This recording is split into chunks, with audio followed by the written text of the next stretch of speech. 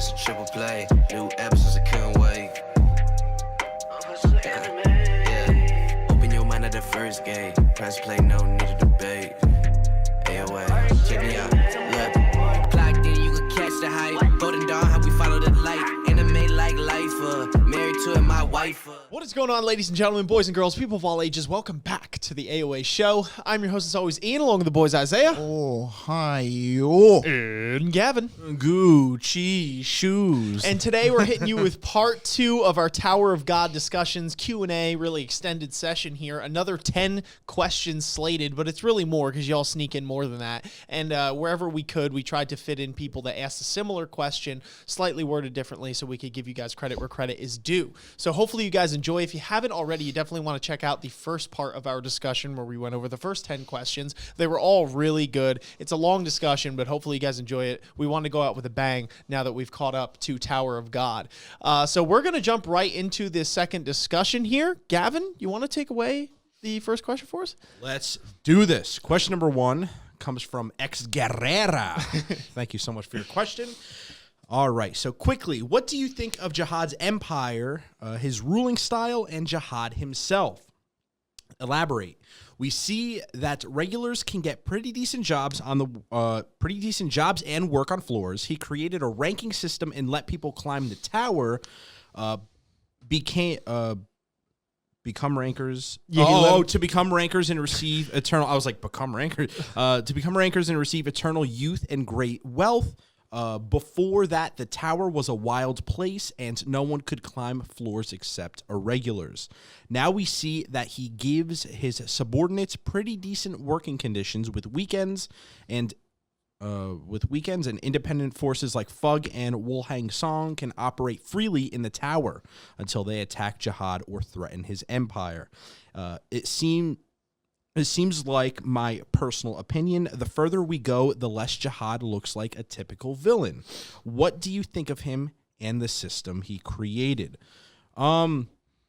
Interesting as you read it. A lot of it comes in the bias that it's wording. I guess obviously we don't know Jahad himself, and I feel like a lot of in terms of breaking down this question and what has been listed forward, has been listed by Guerrera in terms of, he lets people have the weekends off and, he and just creating the whole system that he did.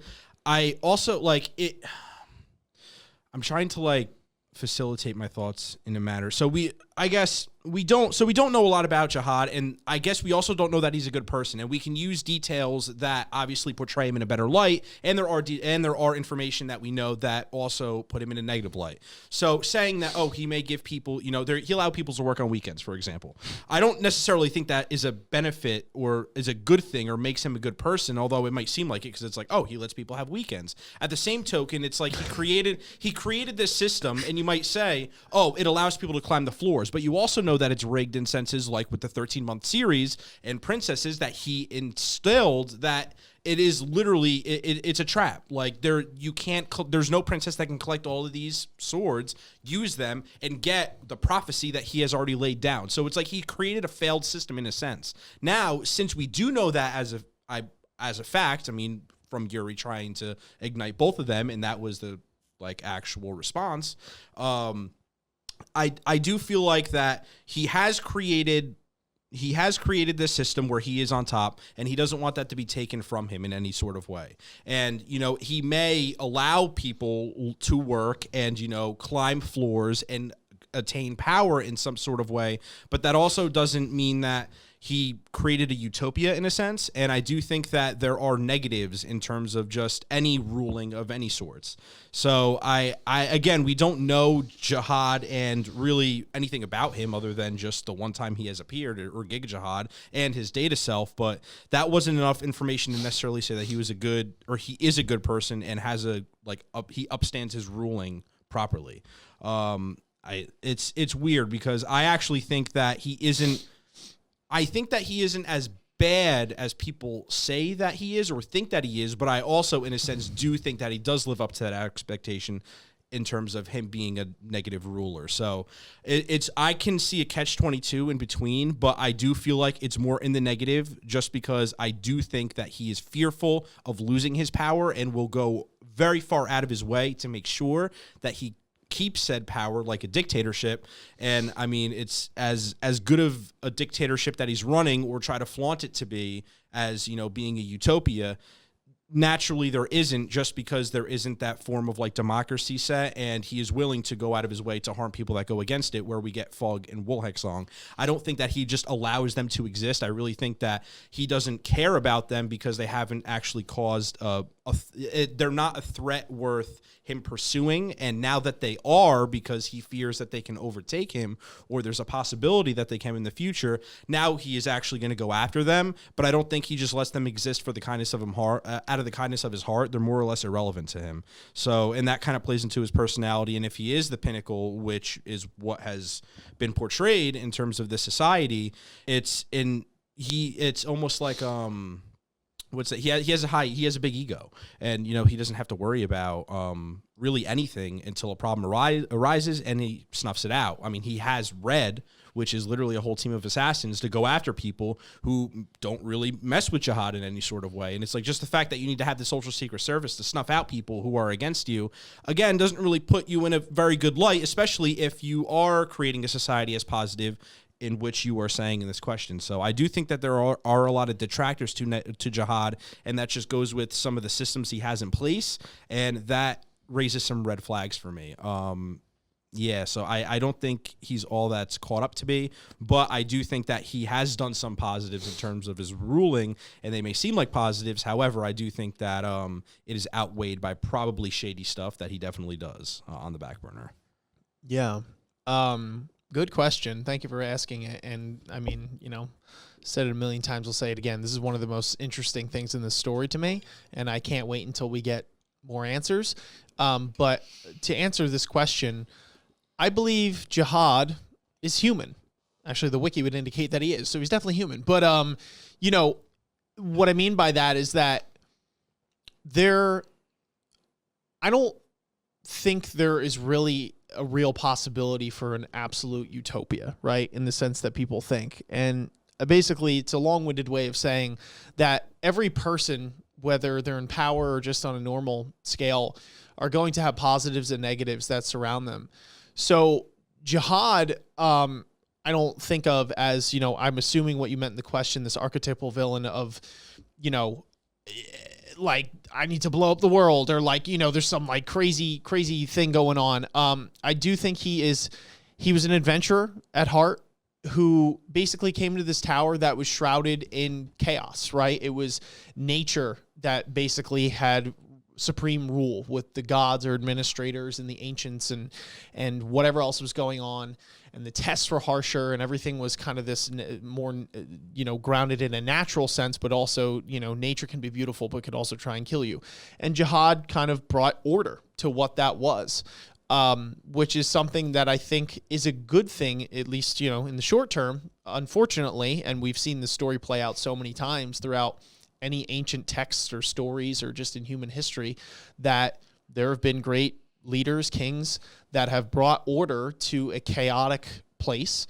And some of those kings, unfortunately, maybe even most, kind of rigidify and calcify and turn into this embodiment of tyranny if they are in power for too long, and if they, you know, are so grounded in this order that it prevents any sort of creative achievement from happening by people that are below them, or by dynamic shifting and for change to happen. That's something that they don't want to happen at any cost. And I think Jahad is a prime example of that, which is obviously in the long term and just in general not a good thing when you stultify any sort of potential growth or change that could happen to try and help you and your civilization, or at least your civilization and your subordinates in the long term. So Jahad is perpetrator number one when it comes to this, for sure. He is this to a T. He is the king that has become tyrannical. But with all that being said, that does not mean that every single aspect of what Jahad has done is negative. And I think that you in this question have pointed out just a couple positives that, or at least depending on how you perceive it, that came from his rule, right? As in he does let people climb the tower, right? There are plenty of rankers within here that seem to have exorbitant amounts of wealth and a wonderful life and all of that sort of thing. Again, he seems to be like attack when provoked style thing. All that kind of stuff. Now, somebody could come with a paragraph weighing a bunch of negatives to counter every single positive. So I think that's where the argument comes into play. And you kind of have to pick and choose what you're willing to live with or you're not willing to live with, right? And that's where Baam, this archetypal hero, this young buck is coming in and basically going to change what has rigidified now. He's going to change what has not been changed for so long, which means that there's going to be a little bit of chaotic stuff going on in the meantime, right? There's going to be a ruler that is, I'm assuming, at the end of the story, ripped out from his throne. And, Baam isn't going to know exactly what to do right off the rip. So there's going to be a bit of a vacuum there. There's going to be a little bit of chaos, and there's going to be a couple people that are scared to be like, crap, there goes my job. Or like, crap, there goes, everything I had, like chilling under Jahad and all this kind of thing. Like, what are we going to do now? But that's kind of the play and the feel that you have to it, kind of rolling with the punches in if you want to progress forward or you want to take the leap of faith to try and make some sort of meaningful change. So it's basically a long-winded way of saying that I think Jahad, there are positives and negatives to that. And it comes down to what you are willing or not willing to live with in the grand scheme of things. I think one decent example would be Baam when he tries to say to Gustang that he's like, okay, everyone on the floor of death, let's free them all and all that kind of thing. And Gustang, rebuttals with the fact that he's like, dude, they don't want to do that. Right? Like they're cursed to be here, but like they don't want to do anything else. And you can make the argument that it's like, yeah, because they haven't tasted, right, what that could be. And I was even someone, and kind of still am, in that boat. But again, that's just, are they going to take that sort of security that Jahad has in place for them maybe being stunted on some of the potential freedoms they have? You got to think that like 90% of the people, I'm just throwing a number out there, but I would say 9 out of 10 people in the tower are not people that are trying to overthrow Jahad or people that are like enmeshed into the political side of things, right? Being like, oh my gosh, I have this like really hot take opinion and I think that at all costs, like things need to change no matter what, right? I would assume 9 out of 10 of these people are doing their 9 to 5, they're trying to climb this tower, and quite frankly, they don't have the time to think about all of those external things, right? I think Baam and our group are in a position that gives them a little bit more, leeway to think about those sort of things because Baam is who he is, right? There's this prophecy that surrounds him. We have a very powerful group of people, so being embroiled in the politics of all this is where the story has to go. But I don't think majority of people are like that, so I think the majority of people are probably like, whatever, take it or leave it, but like my life is pretty good. So I think, that's the give and take to it. Bottom line, Jahad is not absolved of the sins he's committed. I do think he has become tyrannical, which is not good. So I think they need to, there needs to be a new president, a new king, as it were, because he's getting, a little crazy with it. But that doesn't deny the fact that he has brought order to what otherwise would be a completely chaotic plane of existence. And for that, you got to give him a little bit of credit where credit's due. Anyway, that's my thoughts. So I guess just the question here, what do you think of Jahad's empire? I think it's a little crazy.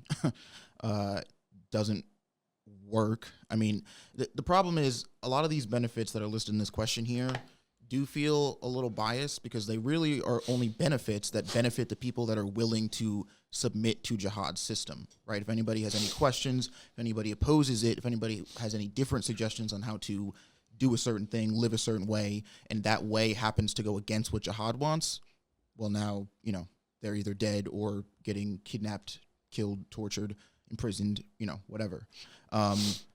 Which doesn't really sound like, a healthy or beneficial society. I also don't really, personally anyway, abide by the whole, this tower needed a king.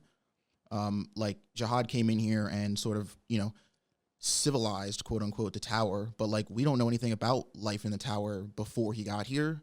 Who's to say that the tower needed him or his system, or like, you know what I mean? Like Jahad has put a very specific system in play, and coincidentally, that system happens to put him at the very top and nobody else at his level, which means, again, there is like this stuff is all stuff that he has given to people, but he's only given nobody actually has a choice, because you either oppose these rules and get sentenced to imprisonment or death, or you submit to these rules and get to just live out your life doing any of the things that he allows you to do. This society isn't free in the sense that anybody can do. The only person who can do what they want is Jahad, right? Everybody else, whether you're in Jahad's empire, you have to follow those rules. If you're opposing his empire, you have to watch out for anybody who is in his empire or is following these rules. The only people who, it doesn't make sense to me that this empire, I find it hard to believe, and, you know, again, it's really speculation in terms of like power life, pre-Jahad and the original 10, but I don't really think that any society where like one singular person has ultimate final say and gets to decide and shape things like can ever prosper or work, because it literally implies and depends on that one person staying incredibly humble and morally just, you know, forever, for as long as they rule, right? The second they start getting corrupt, the second their thoughts, wants, needs, and desires become twisted and morphed, that then ends up like sprinkling down, and it reflects in the rest of the thing that they govern, right? If Jahad is corrupt and Jahad is the singular person in charge of this entire society, how does the society not get corrupt if the person ruling everything is corrupt, right? So I don't like the way he rules this at all. I mean, it makes sense given what we, you know, and again, fair enough, we don't have the full story, but from what we've heard and been able to piece together about Jahad's journey, his ascension to the tower, or, you know, not the top floor, but the floor he deemed the top, and just his personal journey, it makes sense how he got to the corruption, you know, got to the, you know, the man, the king, the tyrant that he is now. But I don't really think that it's, I guess, somewhat obviously right. And the ruling style seems innately flawed, in my opinion. And because it's a system, you know, it's a system designed to benefit Jahad and Jahad only. I mean, we've heard so many times that like through Jahad's journey, he started becoming disconnected with people. He became like inept and unable to identify, communicate, and understand what life is like, what living life is like for somebody who isn't him, who isn't born with all this talent, or isn't born with all this skill and ability, or you know, inquisitive nature. So like, how can somebody like that rule over hundreds of thousands of people who do live like that? There's too big of a disconnect and a gap and a willingness not to want to close that makes me think that there's, you know, this was doomed from the start. All right, fair enough. Any other thoughts on this one? All right, move on to the second question then. Second question comes from Smile, please. Thank you for the question. Smile asks, which characters do you see dying from our side in this arc? Now that there is no way to get spoiled anymore, please go nuts with talking about who it could be on the chopping block. So good question. Thank you for asking it. You know, it's interesting because we were just talking about last time, in our last discussion rather, about how one of the weaknesses, ironically, posed yet again by Smile, is the predictability / you know, the erring to the side of safety when it comes to, you know, putting characters on the chopping block, which is now ironic because I'm like, I don't know who it could be, right? But I think that, man, you know what it is for me personally? I think it comes down to how much more of the story there is. And what I mean by that is if there is a large amount of time to go, I don't think that any of the major characters are in danger of death. Could be wrong, could eat my words on that. But I think the shorter the story is, the more likely it could be that somebody that is more main can die. And I think it's almost like this pyramid of things where it's like you have your total randos at the bottom that like any of them could die at any second, right? They're dying in droves all the time. Nobody even knows their name. Then you have like a level above that where it's like, we know who they are. They're kind of like offbeat characters, but nobody really cares too much about them, right? They kind of make minor appearances. Then a level above that would be ones that are part of the group per se. They're like, but they're not main, right? You get like I think an example of one that comes to mind is like in Elaine or something like that, right? Someone who is like played a role, had an arc, is someone that is like part of the squad but isn't really doing anything active in the squad. And then I think there are, beyond that, there are the people that are very active in the squad, and we know their name and yada yada. And then the pinnacle is like, your Raccoon, Baam, those kinds, right? Like the actual like major and main characters of the story. So that being said, I think the shorter the story is, the more likely that you could go up the pyramid with who can die. Whereas the longer the story is, I think you're kind of more stuck at the bottom couple levels there. So that being said, I think that personally there's a bit to go with this story. So that being said, in this arc, I could see someone on like level 2 or 3 going. Someone who's like pretty, like we know their name, they're a pretty cool cat. They're doing relevant things to help, but they're not like absolute main characters. So who are those characters? Shit. I don't know. I really don't. I mean, I don't know, man. I think, I don't know. Any of you guys got anything? I genuinely don't know who would die. I just went through all that and I'm like, I don't know. I was like, you were talking and I'm like, nah, I was just like, what is he saying? Because I was trying to figure out like who you were if you were pointing at somebody specifically, and then you're like, I don't know who could die. And I'm like, wait, no, what? I was just making like a graph in my mind of like who would be more likely to die. But with that being said, I still don't know specifically. You know what I mean? If I had to pinpoint a character, who that would be. Go ahead, shoot. I don't know.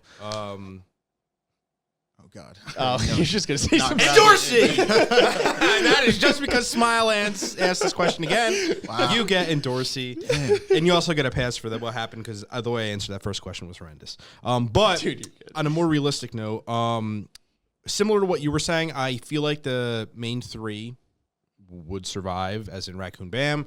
I don't really see a way that they could kill him. I mean, they already tried killing off Coon twice or 3 times. Like, honestly, if you kill it, like, what? Every other chapter, I feel like. Yeah, every other chapter. So, yeah. Up. Just kidding, you didn't. Yeah, so I'm like, if you put an ice in his back, or like if you pick him in the back and kill him, I'm just gonna be like, bro, come on. It's just you already beat that to death. So I feel like our 3 mains are safe.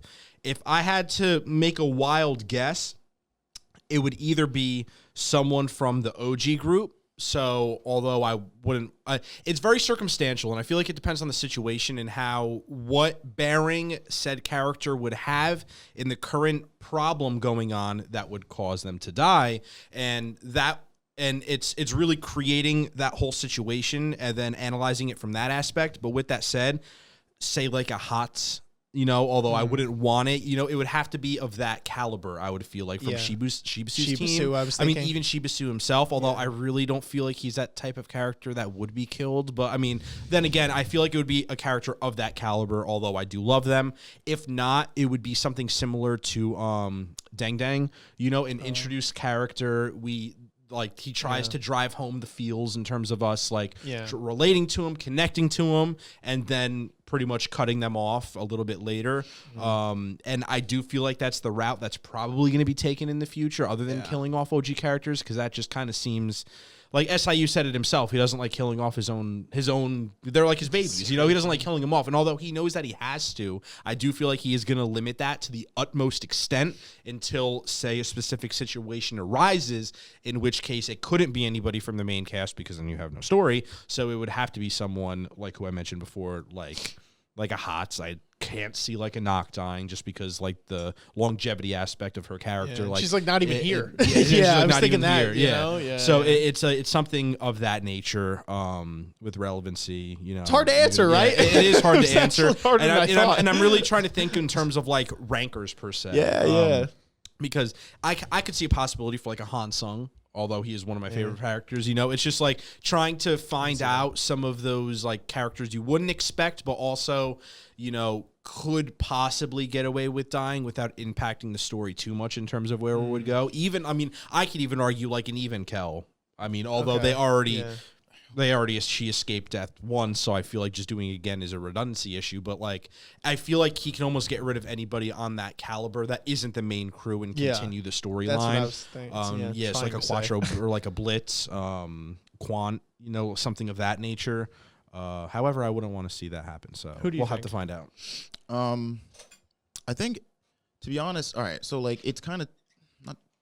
The thing is, I don't know how, not to drag this into like a welcome to the real world thing, but like, I don't know how popular the story is gonna get or be by the time like we're nearing like the end. Because unfortunately, I do feel like that might play into like who ends up getting to stay in the story and who doesn't. But putting that aside for a second, I do genuinely think anybody other than the main three, Wang Nan, and anybody in that, like anybody in the group that we met in season 1, so like Endorsi, Anak, Shibasu, Hats, like Yuri, like anybody that we met in that in the season 1 grouping of characters, I think I think would be safe, and then I think anybody else is up to be killed.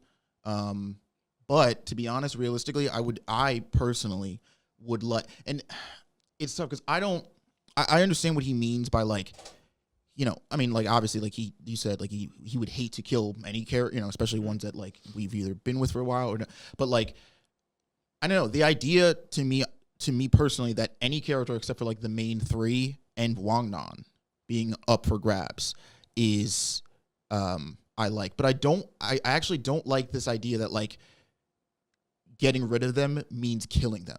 Because like we saw with Serena, like there are ways that you can cut characters out of the story and not be involved, and you don't have to kill them. Like I think that mindset delves into the like, well, if they're going, like send them out in fireworks, like you gotta kill, like I need bloodshed, and like I just don't think that's obviously like you can do it, and if that's my main thing. If the story puts them in a position where it's like they have to fight for their life, so be it. But like I don't actually think any of these characters has to be killed to be cut out of the story. And that way, I think it even might, like, not justify per se, but like, let people down easy if it's like a character they really like. Like, let's say like Hots. Like, I actually don't think personally with that character that this would be the case. But let's just say like people fuck with Hots. People really love with Hots, us three included. Yeah. I think it'd be easier to swallow that like he had to either leave or like, like some circumstance that takes him out of the story, but he's still alive, i.e. again, something similar to or like Serena's case, rather than, or maybe Hots is a bad example. Yeah, because that just doesn't work with Hots. You know what I was thinking? Just to maybe this carries with it.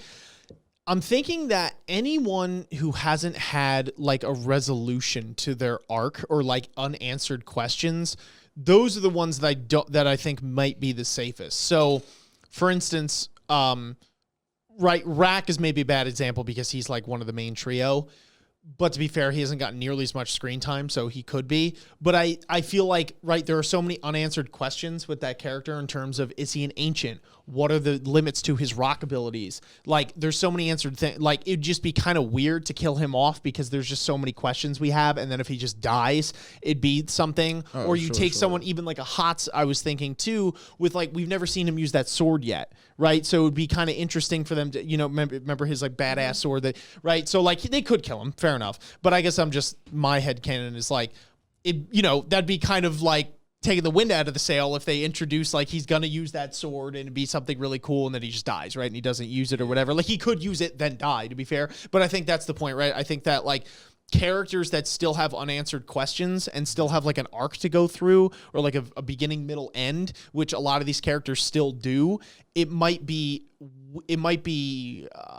not safer to kill. It might not be safe to kill those characters off, whereas characters that have had kind of like a resolution to their arcs or don't have a lot of unanswered questions up in the air, right? Like might be a little bit of a safer choice. So I actually think like Shibasu, believe it or not, could, if it was going to be someone that main. Yeah, I could see somebody like Shibasu dying. I think it's just, it's weird because the safety net of any of those characters that we met in season 1, I feel like that bond with the audience is so strong that it would be hard to not justify any of them dying. But like those are the people that I think fans would be the most upset of if you had to pick a character to die. Anybody, again, in that core group, or let's say like a Wang Nan, because he's kind of like low-key touted as the second main character here.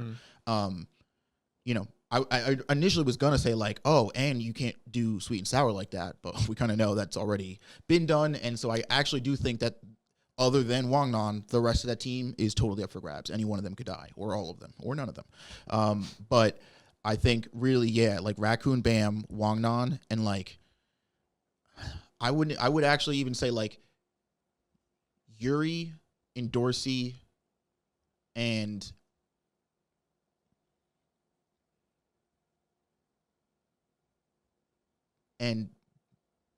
maybe Hots. Yeah, those 3, Wangnan, Yuri, and Dorsey, Hot. Those 7. I honestly think anybody else is up for game.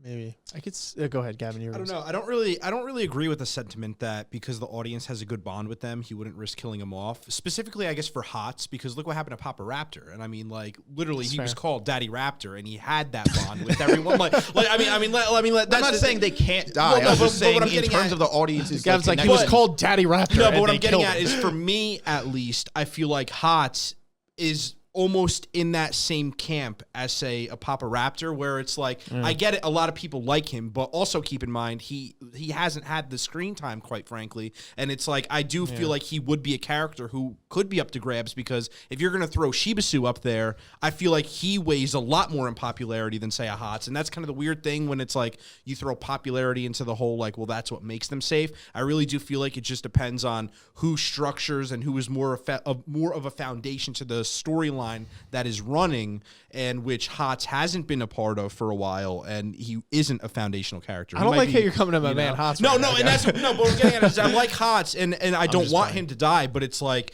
I do feel like unless you are literally like the foundation person or people in this story, realistically, you should all be up for grabs, regardless whether the audience likes it or not. Even if it's like Lero Ro who dies, who is one of my favorite characters, like it has to be of, like, in my opinion, it has to be up to if it plays into the storyline, which he hasn't been a part of for a long time and isn't a foundational piece to it, then in my mind, I can't just be like, the ignorance is bliss card in terms of he'll never die. Well, let's be real.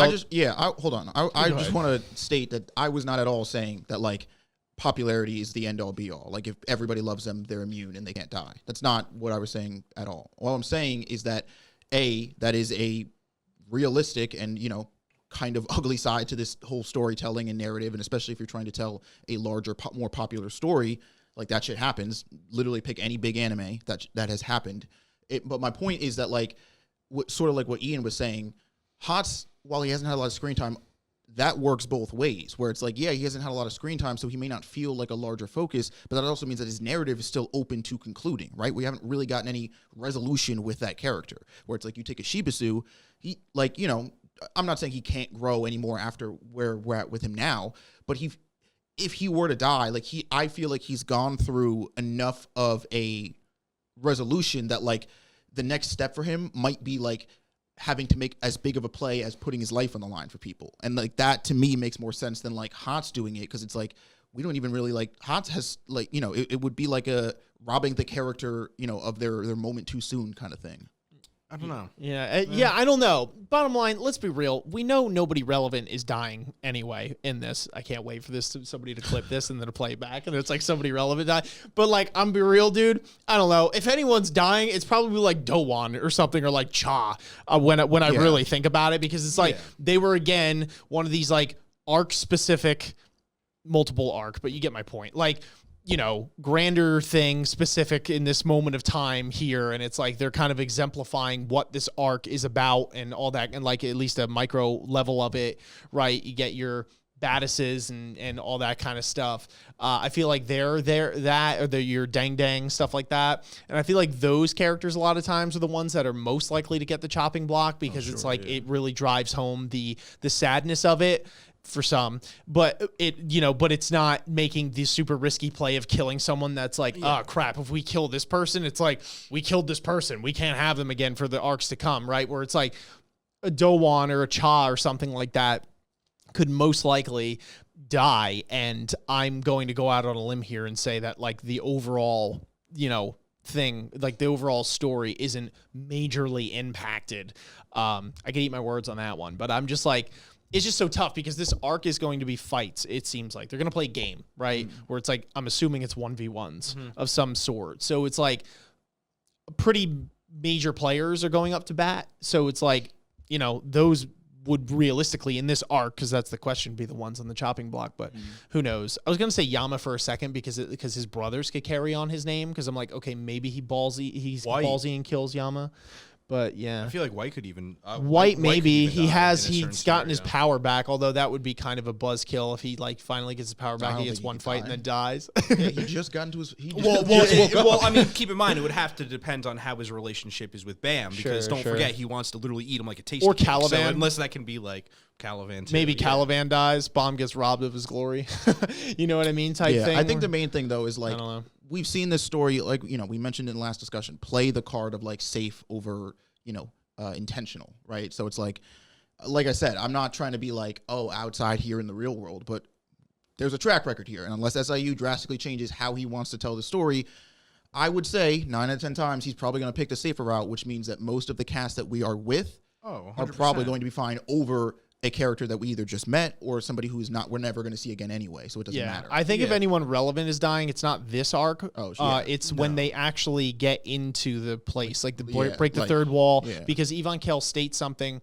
The sniper girl told her the secret to, you know, whatever. And Yvonne Kell says something along the lines of like, if we can't tell anyone, because if they knew that, they'd all quit. Yeah. So it's like, well, that's pretty damn relevant, right? Probably some pertinent information there. So I think that might be some like, get the soul stone, you got to sacrifice someone, you know, gig, maybe something along those lines. That's when I think that maybe some lives are on the line. Anyway, let's get to the third question. Sure. Isaiah, take it away, my friend. This one comes to us from Blue Dragon. That's just an incorrect way to say dragon. It's Dr. Gon, okay? They say, do you have any guesses on who will fight on who will fight who in this game Yasaracha is planning? Will Yasaracha just let Kallavan and his crew pass? Do I have any guesses on who will fight who? I mean, no. The only thing I can really say with any level of confidence is I don't think Yasaracha is going to pair himself with Doom. I think that's the only fight that I could see him not doing, because I feel like if there's anybody that Yasaracha might genuinely think could either get a leg up on him or like figure out his shtick, so to speak, it's probably Doom, because I kind of think Doom is the most level-headed when it comes to like the K9 people in general, but specifically of the Baylord brothers. And he's also the most experienced. Like, he's the one who like has been around this gig here and the Yasaracha himself the most out of Paul and He's very Yama. Knowledgeable. Yeah, like, yeah, a lot yeah. of info. So, you know, that in Yasaracha's mind, it's like, yeah, I'll fuck with literally anybody but him, because he probably is, you know, it's probably like Loki onto my shit. But yeah, to be honest, like I don't even like know enough about the you know, the enemy forces to know. It's like, oh well, you know, so and so I know can do this, so they're probably gonna pair them up against like Rack, because like I don't even know. I think those matchups are you know, anybody's guess. But as far as will Yasaracha let Kallavan and his crew pass, I don't think so. I don't. I think it's been made relatively clear that Yasaracha, Mischeni, Lowbrick, like that group of the army here sort of seems to be legitimately against Kallavan and his squadron at this point. So it would be very weird and kind of contradicting to be like, yeah, you guys can pass, because like Kallavan, when he passes, he's going to go kill Lowbrick. I mean, I don't know how tough Lowbrick is. Maybe he can give Kallavan a run for his money, but my point is that's Kallavan's goal, is to behead their squadron commander and then take that position and then fill out that squadron with his people. So that would include Yasaracha. You know, like it seems that, like, as far as I'm concerned, right now, Kallavan, his whole squadron, Bam, his whole, like, they're all enemies of Yasaracha and their current squadron. So I think he's going to give them as hard of a time, if not harder, than Bam and company. Did Lowbrick go out there with him, with Yasaracha? I don't think he went out there with him, but he did because the way Miss Chinny sort of framed that conversation that they had is that she was like, all right, they made it to the second wall. We sort of, you know, governed and decided that like each wall was going to have like a different commander in charge. So the first wall was Lowbrick. Okay. The second one was is Yasuracha. So they're like, all right, you made it past they made it to the second wall. So Yasuracha, I'm gonna let you call the shots. Whatever you want to do, that's what we're running with here. But then Lowbrick seems to have like his own like secondary sort of scheme thing that he's running here, because that's what he was saying in the meeting.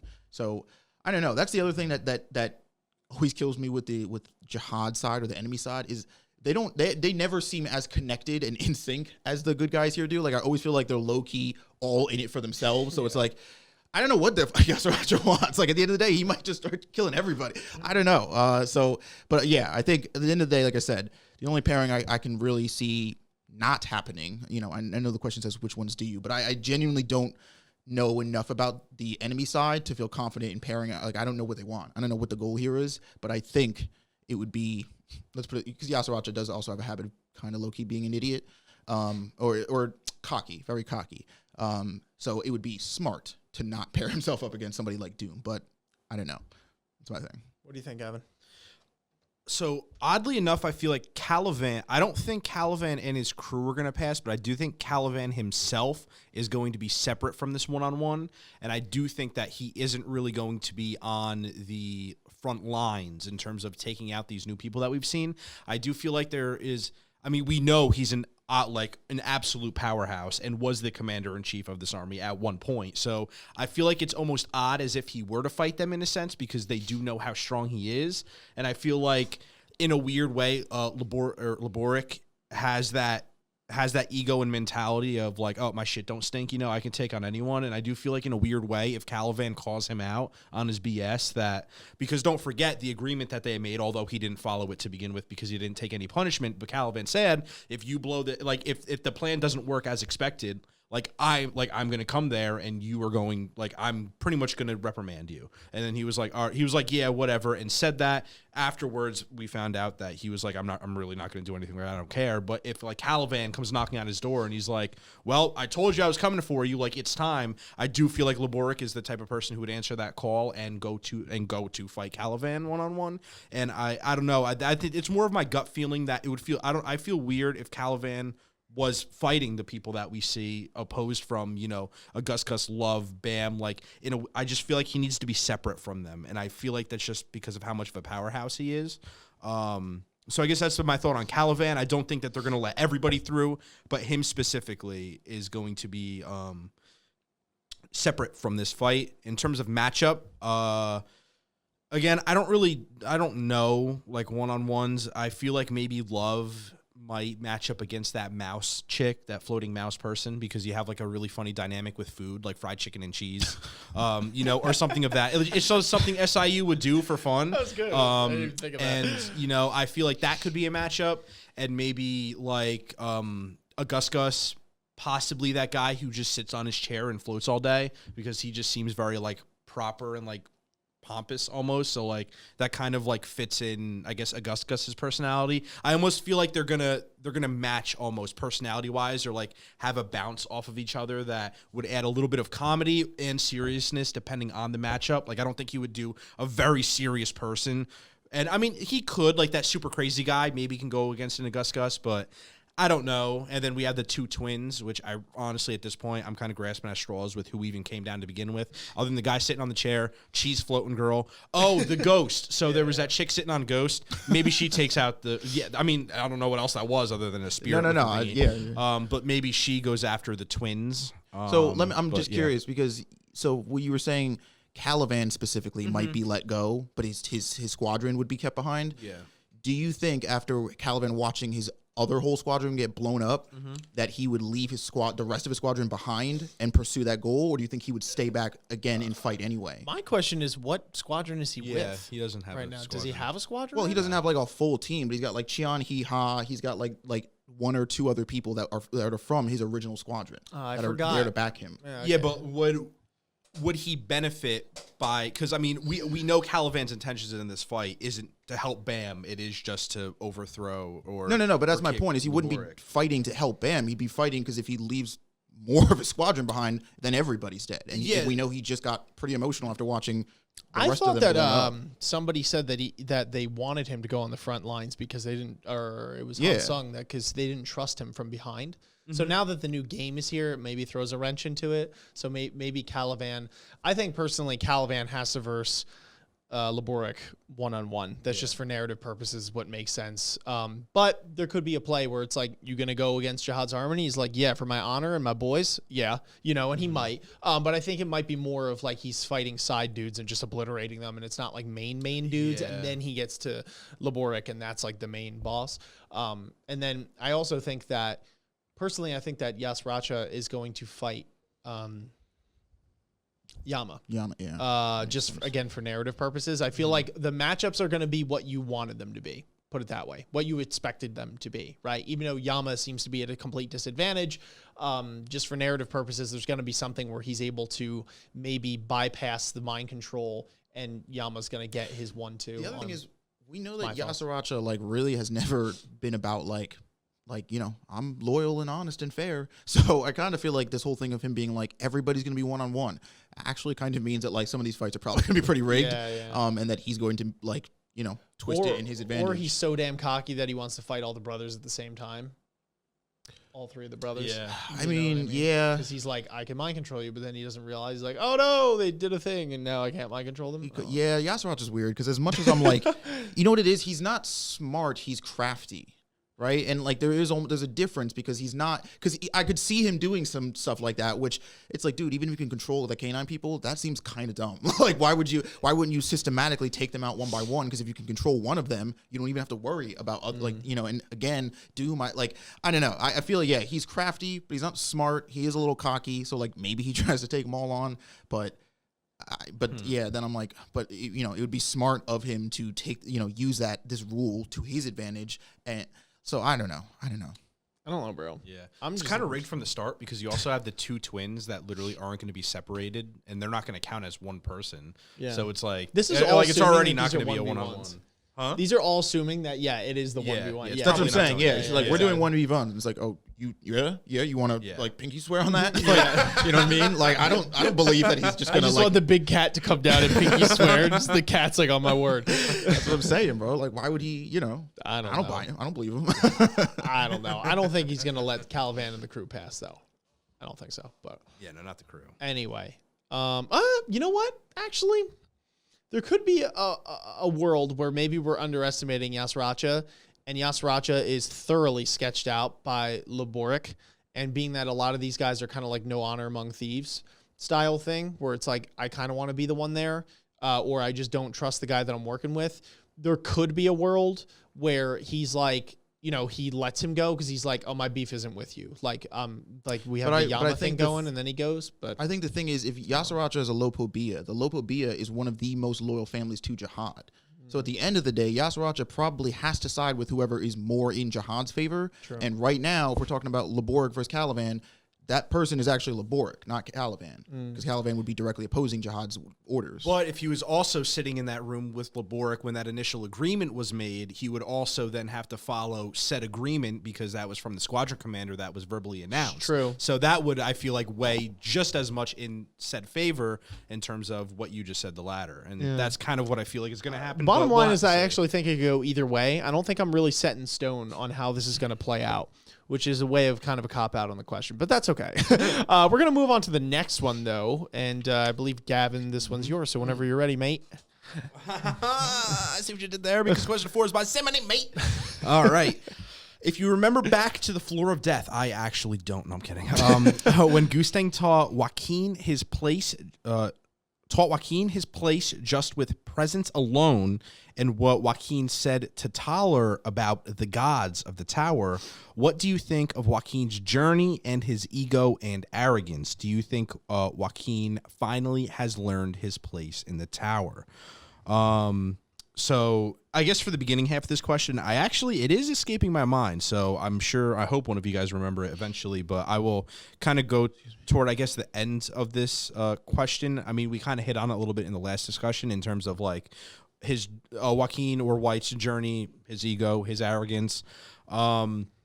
It definitely has gone through an evolution. And I mean, obviously his height appeal plays a big big differentiator in this. But I don't know. I think White is just one of those characters who he's grown on me for better or for worse, either evil or not.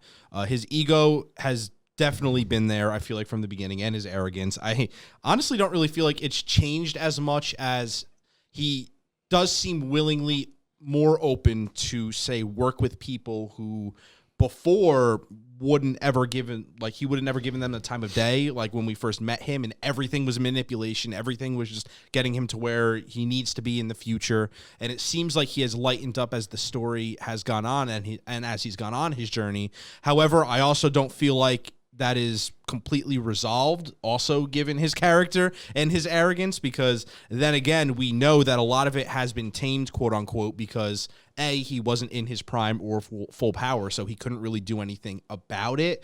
And he also had agreements made with the siblings that he had combined with back at, I forget what floor, but with Hawari Yoon and Dorsey was there when the female sibling was pretty much like, all right, you can't like kill anyone or do anything like dirty, you know, and that is like the condition in which I will allow us to like combine. So there is that stipulation, which definitely also plays a role in terms of him having to tone his arrogance down. And now that he has hit his prime and is looking at Bam like a snack, it does make me question a little bit on where he is starting to stand. But I don't think that he is necessarily going to kill Bam, and that it's like a weird like Hisoka type thing or mentality. But yeah, I like him. His journey has been interesting. I do feel like he has a bit left to go in this story, and I'm curious to see in terms the arrogance that he still has to this day, how it will change as the story progresses in terms of will it really stay there like it has been in terms of what we know of his character, or will it continue to tone down? Because I feel like if it is toned down to a certain extent, into which, I mean, I would consider him a normal character, it would almost lose the essence of White himself, and I feel like you can't go that route. So in some way, he needs to keep his ego and arrogance, but how do you do that in a safe manner, which doesn't including wanting to kill the main character of the entire story and keep him on the same team as him? So yeah, it's interesting, but yeah, pretty cool watching him grow. I will be completely honest with you. I do not remember his conversation about the gods to Taller. I don't even know who Taller is. Do you remember this? I don't know who Taller is either, but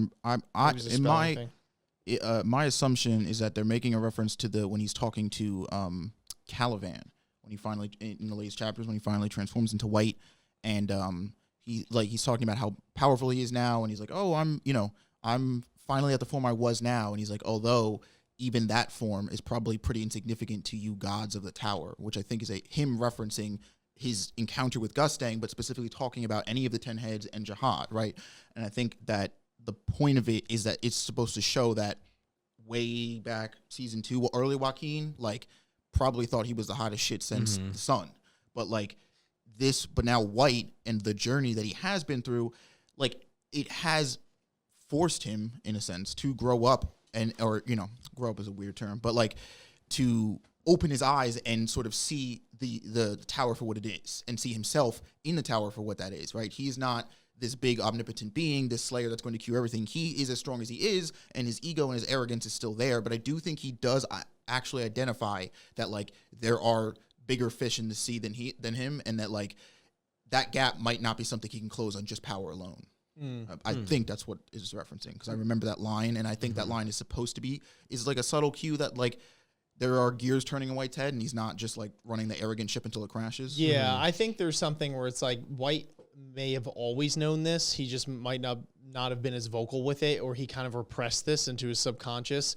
But when it just becomes so abundantly clear, he just, some of it is almost keeping up appearances with when there's people, but he knows inside that it's like, all right, I'm not there, right? Because I would just say the internal, battle that he goes with through his head with his father is just indicative of, like, he knows, because as long as his father exists, he knows that somebody's more powerful than him out there. But when it comes to anyone who's like remotely less powerful than him, or even people that are maybe a little more powerful than him and he doesn't know, like, his ego's there for sure. But I do think it has been maybe tamed a little bit, or he's like kind of edged out and trimmed some of the fat when it comes to just being blatantly stupid. You know, when it comes to that point, it's like you're just so outclassed in some scenarios. But I don't know. Anybody have any other thoughts on this one?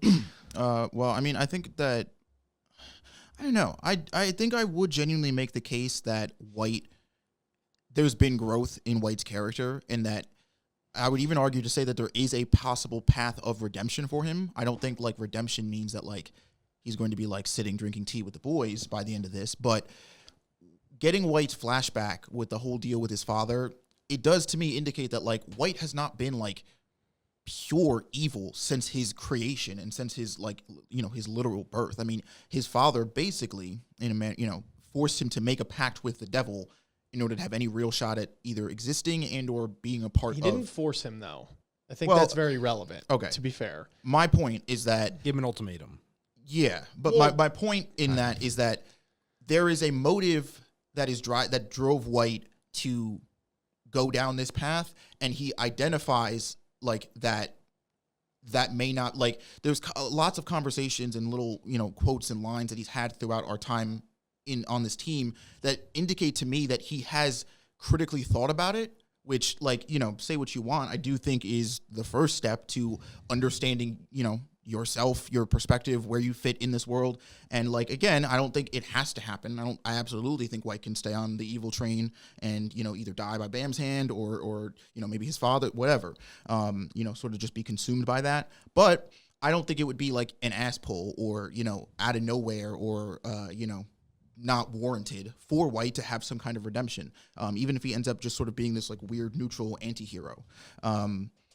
I do think that like if you took Joaquin, like the one that we met, you know, at the very beginning of the Hell Train, and paired him with this White, I mean, obviously literally, but I do think like stacking up side by side, White is a literal different person. And I say different person mentally because, like I said, the physicality is obvious, but I think that he's a lot more...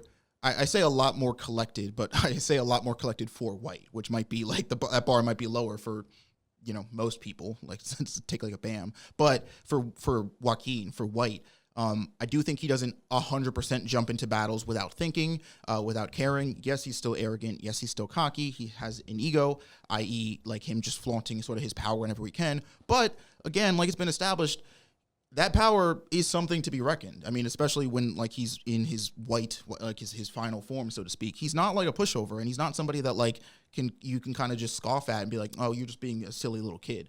And I do think that there's this weird, even like when he's fighting Kallavan in the most recent chapters, the insistence on him like fighting Kallavan sort of like to the fullest extent and not willing to kill Kallavan until Kallavan goes all out. Where I feel like Joaquin would have totally been okay with some like backhanded shady shit of like, yeah, chop his head off while he's not looking type beat. I don't know. I can't get over the fact that, or rather, I don't feel confident saying that White had no character development since he was Joaquin. I think he would have. I think one of the distinctions that I have to keep on drawing in my mind is that Joaquin and White technically are not the same. As in, White is a conglomerate of all of the siblings, and if I'm not mistaken, correct me if I'm wrong, but there is an air, a bit of their consciousness that inhabits him and their thoughts and memories. Sorry, and their thoughts and memories and such.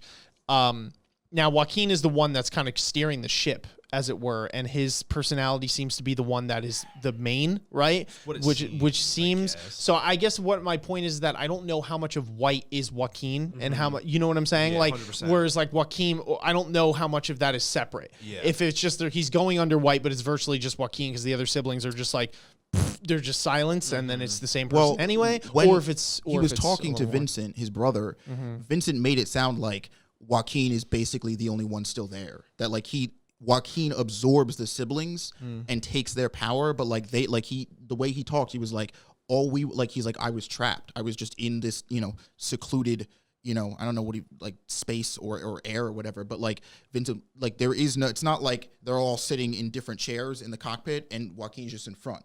It's like Joaquin's the only one who gets to have any semblance of consciousness or being, really. Like, he just sort of literally consumes the siblings for their power and their essence, but like they're not. Joaquin, Yeah. it's definitely more Joaquin. Let's put it that way. Oh, than that's for anybody sure. else. That's for sure. Yeah. Yeah, I was just confused because when the sister finally agreed to fuse with him, I could have swore they had some sort of conversation where he said something along the lines of like, yeah, but she's still in my head or something. Like maybe she didn't resign full control. Maybe it's this scenario the thing specifically. is because the siblings and Albita, who's the clone, are different. She's a clone of Joaquin. She's not his sibling. So the ritual, at least from what I remember them explaining, that's why like her being in consciousness doesn't just fade away, because whatever the spell was, Joaquin only originally made with his siblings. Didn't make it with Albita because she didn't exist at the original conception of White as a Slayer. Oh, she didn't? No. I'm all over the place then. I don't know. I think the more I kind of think through White's whole thing, I think he's equally as arrogant personally. Like his ego is pretty much the same. I think that he always knew, even as Joaquin, well, he's been Joaquin, but like even in his initial thing, that it's like there are some big people out there, but it's like when he's dealing with people that are just below him, he just, he's just that arrogant dude. He's just like, everybody else is trash, like anybody on this level. But he knows deep down that it's like those people that are like way above him, he just doesn't, it's like ridiculous. It's like he kind of got like smacked down. I think the Gustang scene is definitely one where it really put it in perspective. I think he's not dumb, I guess is the point. He's got an ego, but I don't know. I think personally his ego and his arrogance has been pretty steady across the board. It's just now that he's like, okay, I made a promise that I'm going to go along with this, and we had the contract with my clone hopping in with me now to be White, so I said I'm going to go through with this, and like I got my own weird things going on, so I'm not going to like just totally go off the rails. But I guess that being sly and selfish, I guess you could argue, I think could be separated from ego and arrogance per se. And I think that his ego is still pretty big, personally, but I don't know. Anybody else have any other thoughts on this one? Nope. No. Okay. Question 5 comes from Baravike.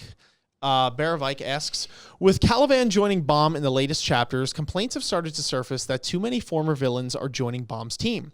However, in my eyes, most have valid reasons. Karaka grew to trust Baam, and now that their goals align more, White sees Baam as food, and Kallavan simply wants to kill Laboric.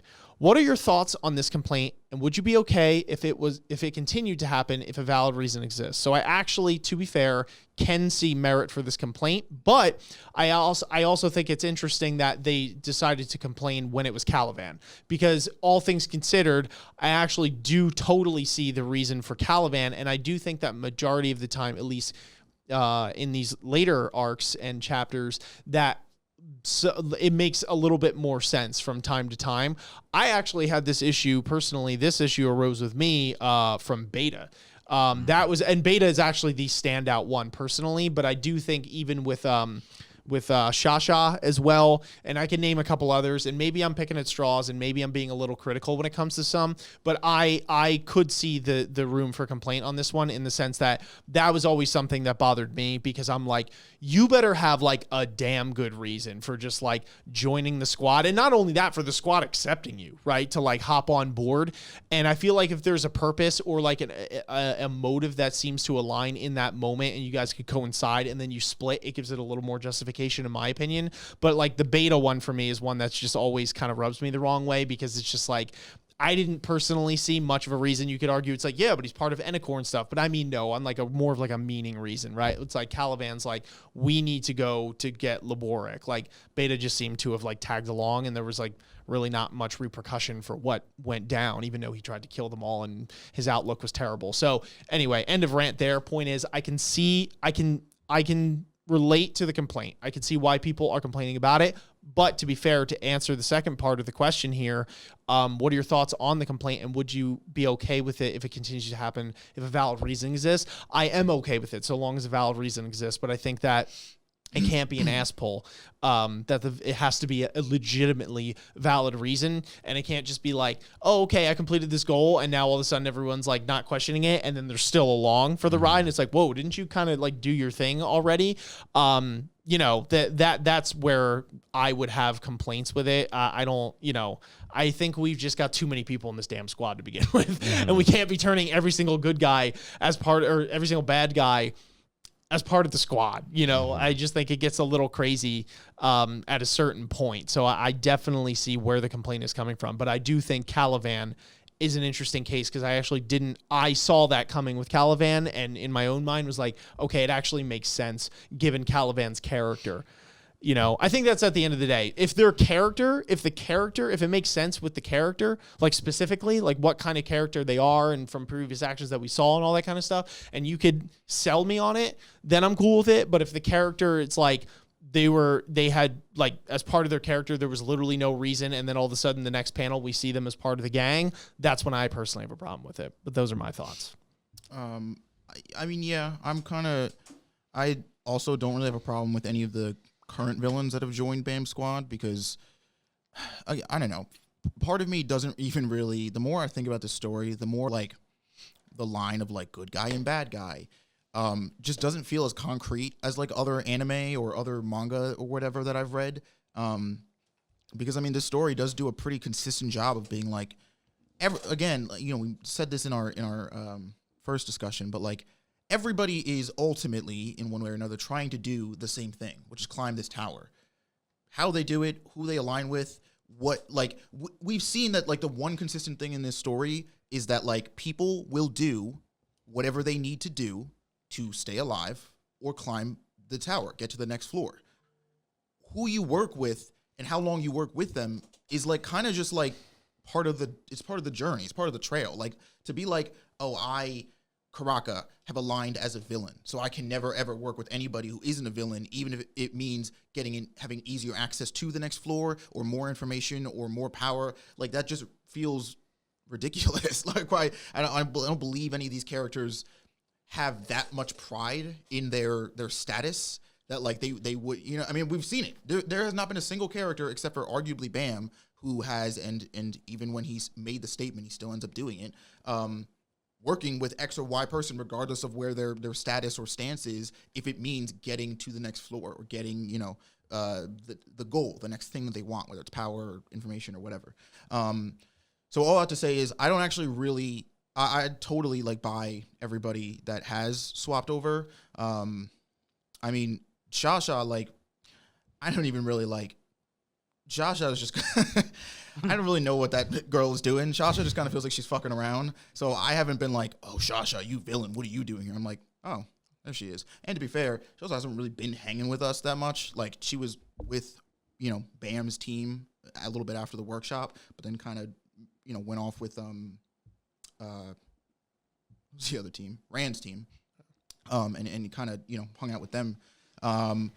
Beta, I don't know. I don't really have a problem with it because Beta's situation kind of feels like Gaara's situation to me, where it's like I've never really looked at it like Gaara tried to kill people, so like why the fuck is Gaara our friend now? Because it's like Beta had pretty significant or a pretty traumatic, experience / upbringing, and I understand where his perspective came from. Again, just because it was 100% wrong.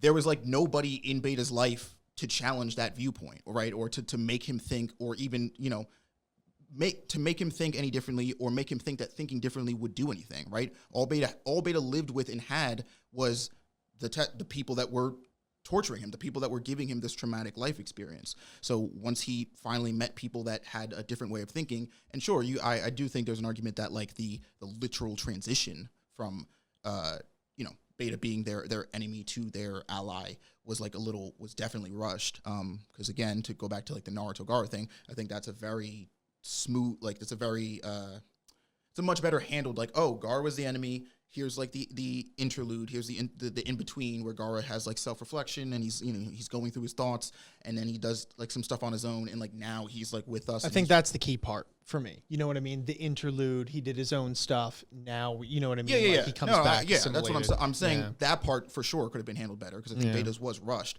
But I don't not buy why Beta would end up like be on our team or end up working with us. I just think that part of his character arc was skipped.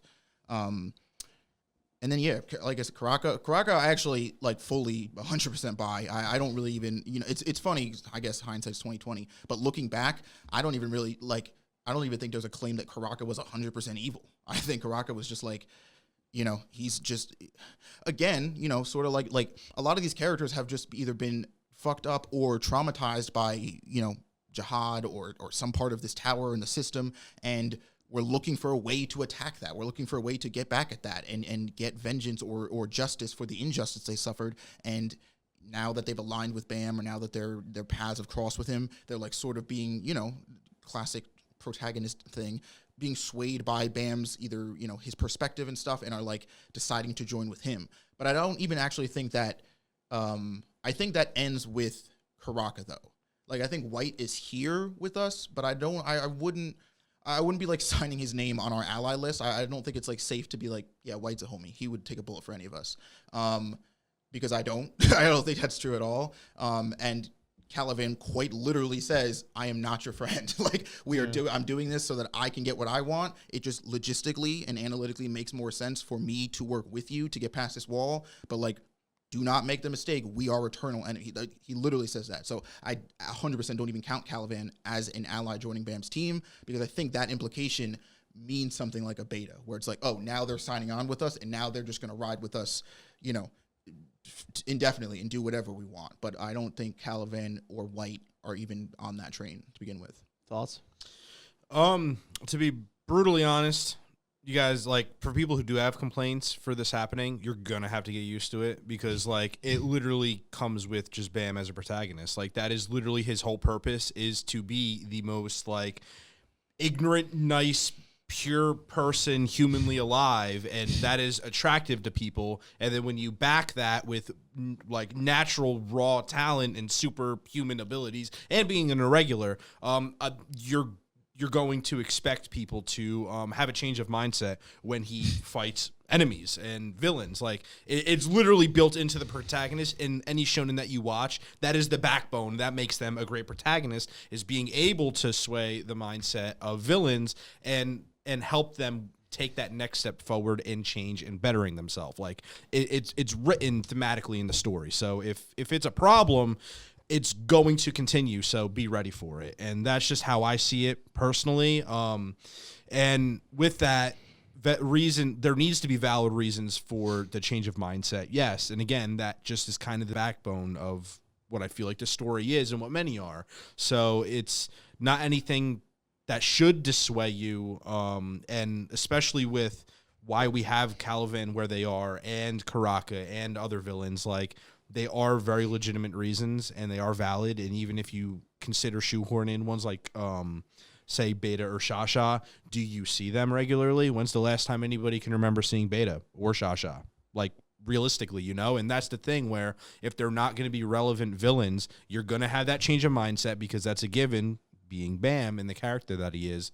And say he does sway people over, which he is going to, if they're not going to be relevant in the story, then they're just going to be on the back burner, and they're going to make an appearance at a later date in the story, because that's honestly just how SIU has been writing it in that nature. So, it's just kind of the way it's going to be. And as Bam goes higher up in the tower, I hate to tell you, he's going to need stronger people to be allies with him. And I mean, I don't see a whole bundle of super strong OP people. Yes, there are quite a few, but enough to take down Jahad and his army. He is going to have to persuade other people's minds or other people's mindsets to have them on his side to continue said journey. So in my eyes, I feel like it's inevitable that it's going to happen.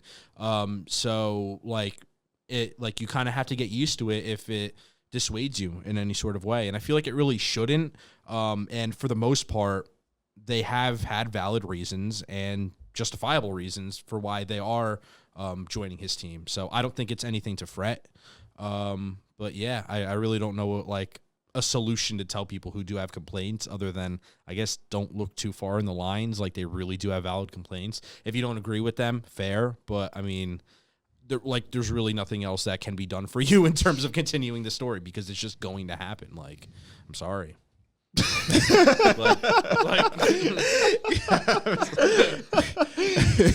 it's like, let me let you down here. Yeah. I'm sorry. Like that's just what it is. I would like to say though, because it seems like, obviously we have differing opinions on this one and we could spend time just talking about this. And at the end of the day, it really doesn't matter. But I do feel like the older I get, the more I understand the need for constructive criticism and voicing your concern when it comes to certain things. And I think a lot of people take that way too literally and they'll complain about the stupidest stuff ever. And I guess that's where subjectivity comes in on what you deem to be worth complaining about and what not. And sometimes, people go after each other for that because they're like, that's ridiculous. You complain about this, etc. But to be fair, you want the story, you want this thing that you've loved and been on board with to, be the best that it can be. And that doesn't mean that your opinion's going to be right, because that's just what it is at the end of the day. So I agree with Gavin in the sense that if it makes sense thematically, narratively, right, if it drives the plot, etc., that it's going to happen and you're going to have to get used to that. But at the same token, if there's a legitimately incredibly sour reason or something that seems to be shoehorned or whatever, I think it's valid to voice concerns on that. I mean, SIU, even in his blog posts, will refer sometimes to being like, guys, take it easy, relax. And believe me, as content creators, we definitely know that feeling because people could be incredibly disconnected in the comments, commenting like, why don't you do this, that, the third, and the fourth thing? And it's like, dude, there's 24 hours in a day and we're trying as hard as we can here. Like, obviously we want to do better. So I do get that. But to be fair, I know there have been times that we have produced something and put it out and genuinely it could have been better, or there were things that we missed, and some people that were constructive about it and kind about it did voice concerns. And I know reading a lot of the comments, I was like, you know what, you're actually right. That is something that we can improve on. And I know that I've taken that feedback from time to time and utilized that and we've utilized that to improve what we bring to you guys. Now, again, that's not a free pass for everyone to just, be a dick and go on blast. But my point is that, like, if there is genuinely a ridiculous reason, what I was getting to is that even SIU sometimes, whenever he thanks people, he thanks the people that enjoy the story, but he also thanks the people that constructively criticize or point out things that he could potentially get better on. So just as a general rule of thumb here, I take the Attack on Titan, not really a spoiler, but spoiler alert, right? When the whole, the CGI debacle is going on, right? Season 4, there's a lot of CGI with the Titans. And we all come together and we go against the people that are ridiculously complaining or to the point where it's getting violent or something. That goes without saying. But I also equally get irritated at some people, and not the Attack on Titan example, but just in a general sense, that are so willing to lay down or to defend something at any cost, when if you really push them on something, they know at the end of the day that something could be produced better, or there was something they genuinely had a problem, but they refuse to call that out because they're like, no, I'm on board with this, and so is an author or creator or whatever. This story can do no wrong, right? So I'm going to go after the people that are complaining in any facet and call them ridiculous because, hey, we have a story, right? At the end of the day. And the older I get, I think that there is genuinely room for it. So with that being said, I do think that there is, it's okay for people to voice, kind of getting to my initial point, it's okay for people to voice that complaint. Because like I said, I will be honest, I had a similar complaint, and it was way earlier in the story, at least for that, because I didn't feel that the reasons were justified. And that's just my personal opinion. So at the end of the day, it could go on with it, but I would like to see there be actual valid reasoning for it, and not just well, that's just how this story goes, so get used to it, that's it, because I feel like they're, the fans do deserve a little more than that, and obviously the creators do too, because they owe it to themselves to make the best piece of work that they can, which is also true. But at the other token, you can't expect that change to be made. So for instance, with any complaint, yes, constructive criticism is important, but you also got to realize not everybody takes said constructive criticism and will apply it. And it's dealing with that, and that's where it gets weird when you get into like thematics of a story, or even like Attack on Titan, where it's like people have shared their complaints, and it's like you hope that it's fixed, but like you also gotta kind of it's how you set the expectation of the complaint, and it's like in some level you want it to be fixed, and hope that they do in terms, it will make it better for the entire story avenue, but you can't have the highest expectation possible, because then you're just letting yourself down. Totally agree. And that's where it really comes into just try to just be a normal person, like be understanding. Yeah. And I hope I was accurate in conveying that I totally 100%. agree. Like at the end of the day, it's just your opinion. Yeah. So like you can't expect it to be like, I said it, therefore it's got to be changed next week. Cause I totally agree with you. Sometimes the expectations of what you think getting dashed is what the most discouraging part can be. So like voice it if it's legitimate and you're kind and it's a constructive criticism and you genuinely love something, but don't expect just because you voiced it for it to be followed through with, because you might be dead wrong, to be completely honest with you, because it's just one opinion. Or you might be right and it's just not where the story's going or whatever, So there's a lot to go with it. But anyway, thank you for the question. We appreciate it. Question 6 comes to us from Sad Sparkles. They say, what do you think about Bam's strengths/weaknesses at this point in the story? Is he now the protagonist you would have expected expected the first time you heard the premise of Tower of God, or do you have other thoughts? Also, what do you think about Kallavan's last words to him? So the first part about Bam, all right, let's do that in order. Strengths, I think his strengths are, well, actually, it makes more sense, at least in my head, if I go the other way. So weaknesses that I think Bam's character has had is, quite frankly, that he's just been very naive when it comes to climbing this tower, when it comes to interacting with the people and this world here, in thinking that, he's going to be able to save everybody, vanquish all evil, get rid of or turn anybody who disagrees with his way of thinking, not necessarily without any hardships, but like without anybody that he cares about dying, without any sort of injustices being committed, and most importantly and most recently, without him having to commit, any said evil acts or wrong acts.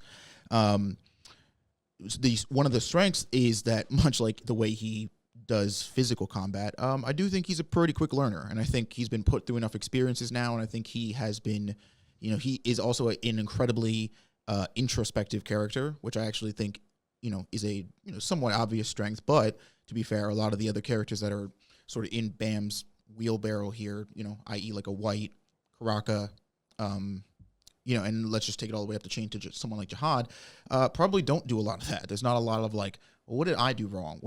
How can I improve? Is this situation not coming out to my liking because of something I'm not doing? Is it because of something I could do more of? Is there a different way of looking at it, right? For the most of them, I would actually argue that Karaka might be doing a little bit of this, but it's, sort of a slower burn. But like, again, let's take a White and let's even take a Jahad. I don't imagine that when things don't go their way, they're like, oh, fuck, I'm sorry. Did I do something wrong? They're like, okay, why aren't you doing it? I told you to do that, but Bam is very introspective. He's very, when a situation happens that he doesn't like, the first, again, and you could lean this into a weakness for sure. The first person he blames is himself. He's like, okay, well, what did I do wrong? Why did I do this wrong? Is this the best way to really be going about this? Is there another side that I'm just not looking at, or I just don't understand? So it's kind of weird, because I think his biggest weaknesses, quite frankly, is just that his lack of experience when it comes to living in this tower, interacting with, being around people, and I would even say like leading them to an extent, because I think I think eventually, at least from how I gather the story is going, Bam is going to be put in a position of leadership. It may not be the new king of the tower, but I'm not even talking that late gate, like after, once I inevitably think Jahad does get dethroned. I'm talking about like the charge up there, right? Like when we get a full army assembled, or when we get like a whole, raid team together to like take on floor 134, and even before that, I would argue, Bam is probably going to be one of the central characters put in the position to like literally be in front and lead that charge. And I think the problem with Bam right now is like a lot of what Kallavan's words said, that his actions can still be dictated by the very emotional side of his processing and his brain, and not so much like analytical or logistics, or like, oh, okay, well, we've got 20 people over here and 40 people here, and these 40 people would be better if we split. Like it's more like, oh, but like I know those people don't want to be there, or like you know what I mean. It's very I forget like what the not patho. I forget like how you split up the sides of thinking. But so I won't even get into it. But all points to say that I think Bam's greatest weakness is his naiveness, but I think his greatest strength is that he is able to his introspectiveness, his ability to learn from any mistakes he makes. Due to his naiveness, so that it sort of ends up coming full circle. At least I hope so. And then what do you think about the words Kallavan said to him?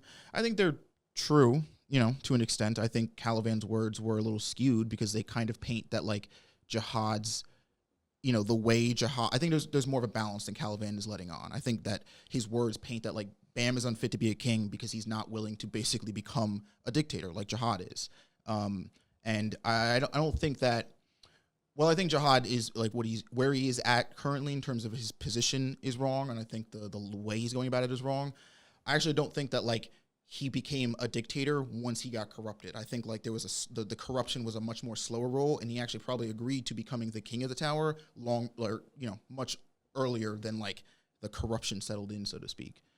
So I think that like the way he words this implies that like Jahad is doing everything right. Everything Jahad's doing, the way he looks at people, like that's how you should be looking at people, which I just quite frankly don't think is true. I think, where Bam is at is one side of the spectrum and where Jahad's at is the other end. So I think that naturally you probably want to be as close, whether you're on one side or not is really just personality, but I think you want to be a little bit more here.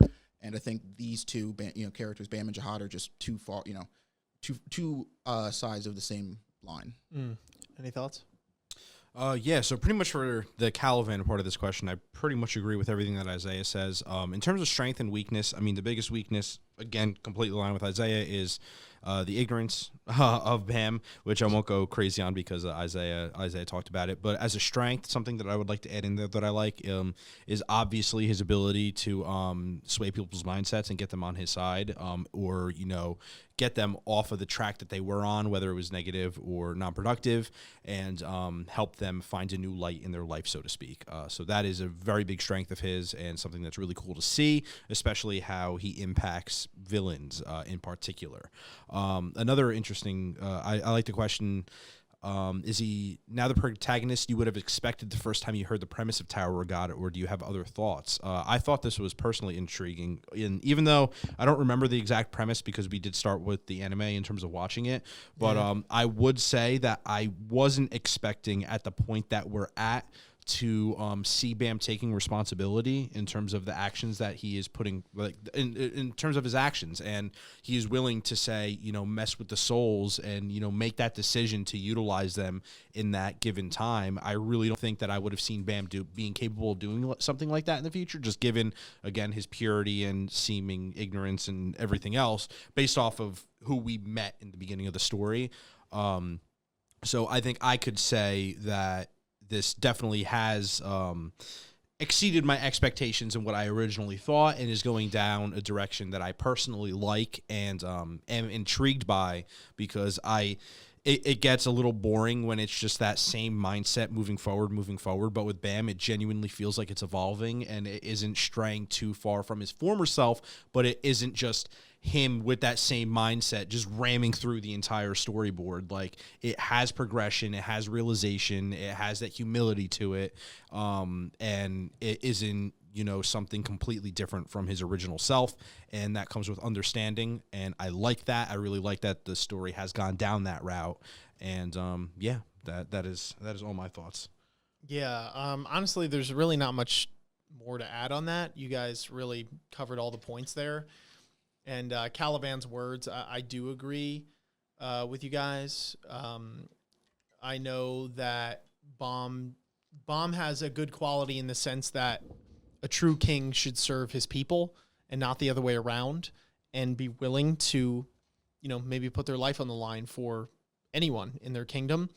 But taken literally, that does mean that if you're doing that for everyone, you might not live too long as a king. So I think that's where maybe Baam is a little bit into the other extreme, where he is willing so many times to throw his life on the line or just completely, forego whatever plan that they had because one of his boys or girls is in trouble. And Baam does get the protagonist treatment, though, in the sense that he generally doesn't have to pay as much of a price as like your normal, people do, right? Just like in real life. It's not realistic. And I guess that's the part of it, right? Is that it's like, yeah, well, everyone's going to say it's not realistic, which they do. And then he comes out, and I guess that's the point of the story, right? Is that because Baam tries and he does that, it's the better route. But again, he always usually gets a happy ending when it comes to that. Whereas, what Kallavan is saying is that don't be so ridiculous because, you jumping at every single person who's got, in the thick of it, like, what do you're just way too sporadic, right? You go off on a whim. You're irrational. You're not going to be able to rule people like that because you have to at times make very tough decisions.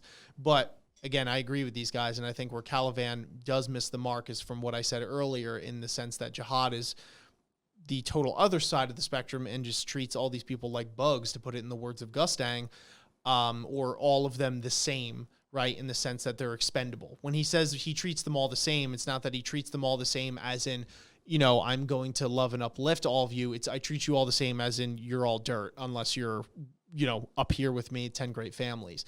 So that, obviously, I don't have to go into why that's not a great mindset to have either, because then you lose that completely human element to it and you just become a tyrant at that point, which doesn't make for a good king long term. So I think, like these guys said, somewhere in the middle is where you want to be on that, and understand that very hard decisions are going to have to be made, and there are going to be people that hate you, even if you try your damn best and you're there for them.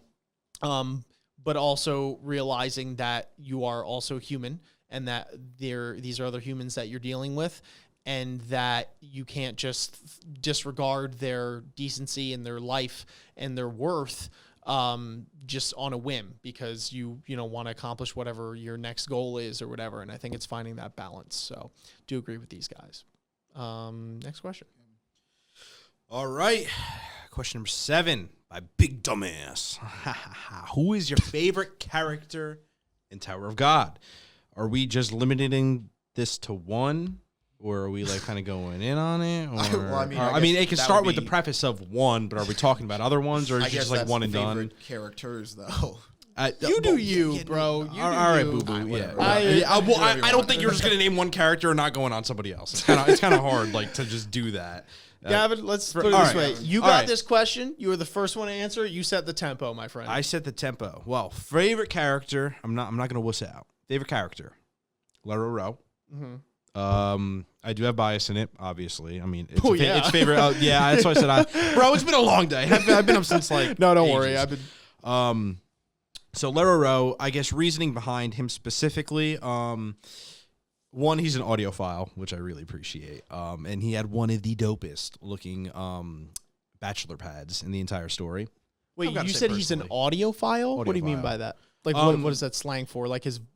Go ahead. I'm I sorry. like it. What is this? Like, well, an audiophile is someone or a person who is not addicted, but really likes high fidelity music and sound. So it's like it's like a I guess you can consider a hobby. The word's not coming in my mind, but it's like you really appreciate music in its highest form Like in a, terms like a of music listening. snob, but maybe snob is like a little bit too cynical of a word. It's like somebody who yes. genuinely appreciates like the fine detail of everything that like high quality music and sound has to offer. Oh, okay. I didn't know that. Yeah, so I just thought that was really cool. And Also, did you say bachelor pad? We've seen his home.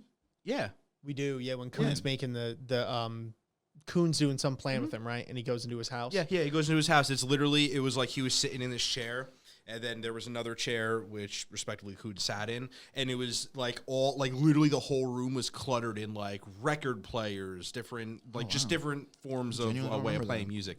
Yeah, well, I do because I just love him. But yeah, that was one of the cool things. Another I mean, two other quick reasons is one, starting with the anime, the voice actor for Lero is one of my favorites of all time, and I don't know his name, unfortunately. Me neither, and he's great. I love that guy too. One of you should know his name. Right? I looked it up. I literally looked it should. up once and then immediately forgot it. It's hard to remember, you know, because I'm ignorant. But no, it's funny that you say that because I feel like that guy's been in almost every anime this past year, and before that, I never knew. And I was like, dude, this guy is like, and now it's just so unique. But I actually had a question for you on that. Go for it. Because I do find it interesting because we watched the anime first. We immediately gravitated, you and I at least, towards that voice and it being Lero Ro.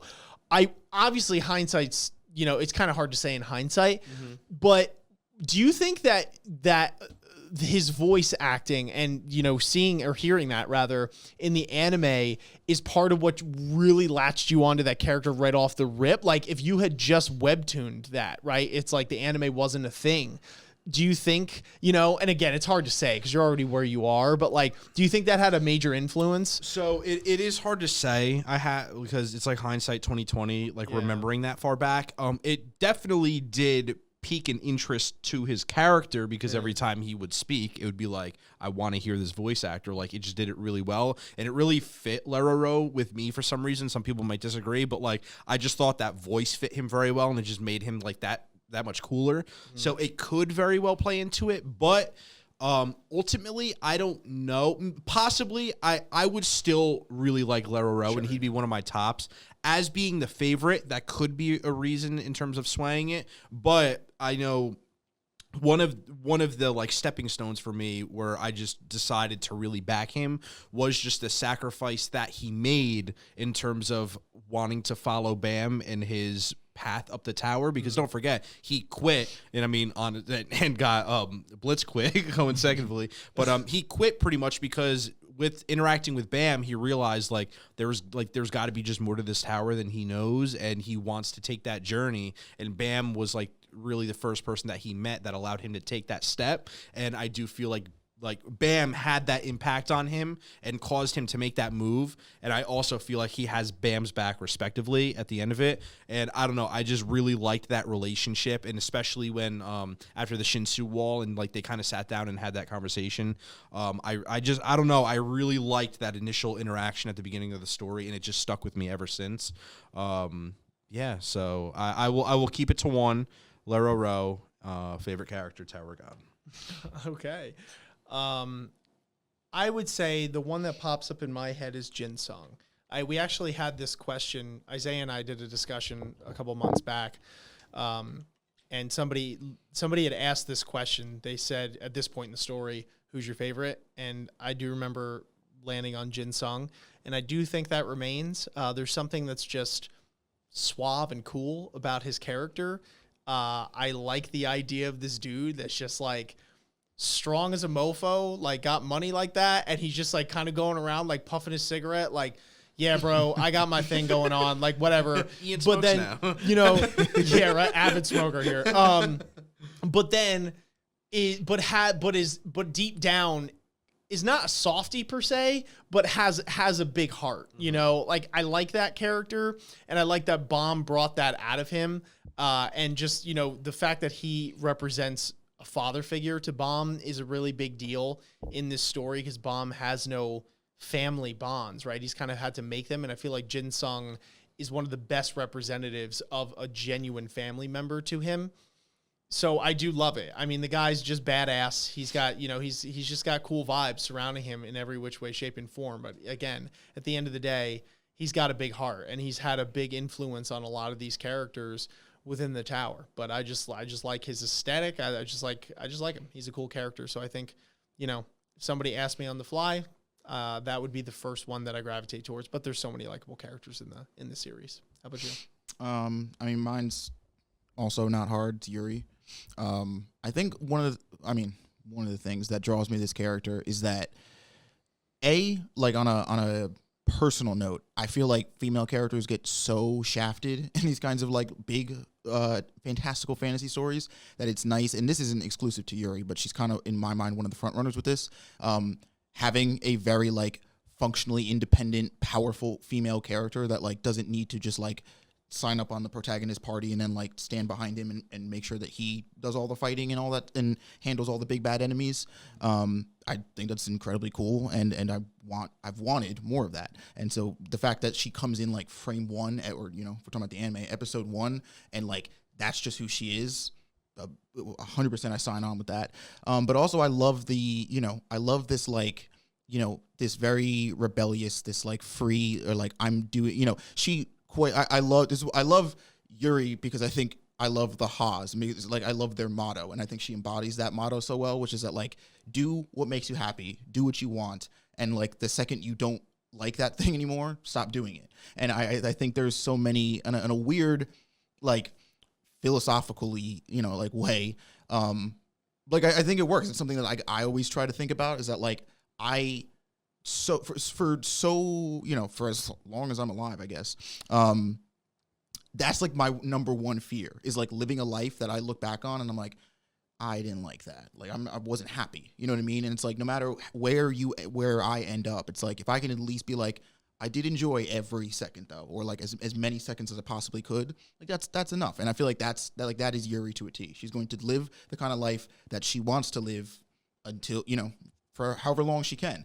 And I just, that like rebellious, but like also kind of mischievous and like a little bit like, you know, starting up trouble and like making things, you know, loud and crazy just for the sake of it, is interesting. And it's a fun character dynamic. I think, you know, compared to a lot of the characters that I also think are cool, like a Hots, but it's like Hots is also like a very noble and honorable character, and like, you know, if you told him not to move that pile of leaves, wouldn't move a single leaf just on the principle that you told him to. But it's like, you know, not any, you know, downing on Hots, but it's like, it's just kind of boring. I like it when characters like, you know, are willing to sort of just like fuck with the status quo and the rhythm of things just to like get things going. Yeah. No, that's fair. I like that question. That was a good one. Now let's list our top 10. No, I'm just kidding. So moving on to the next question. All the coons. Yeah.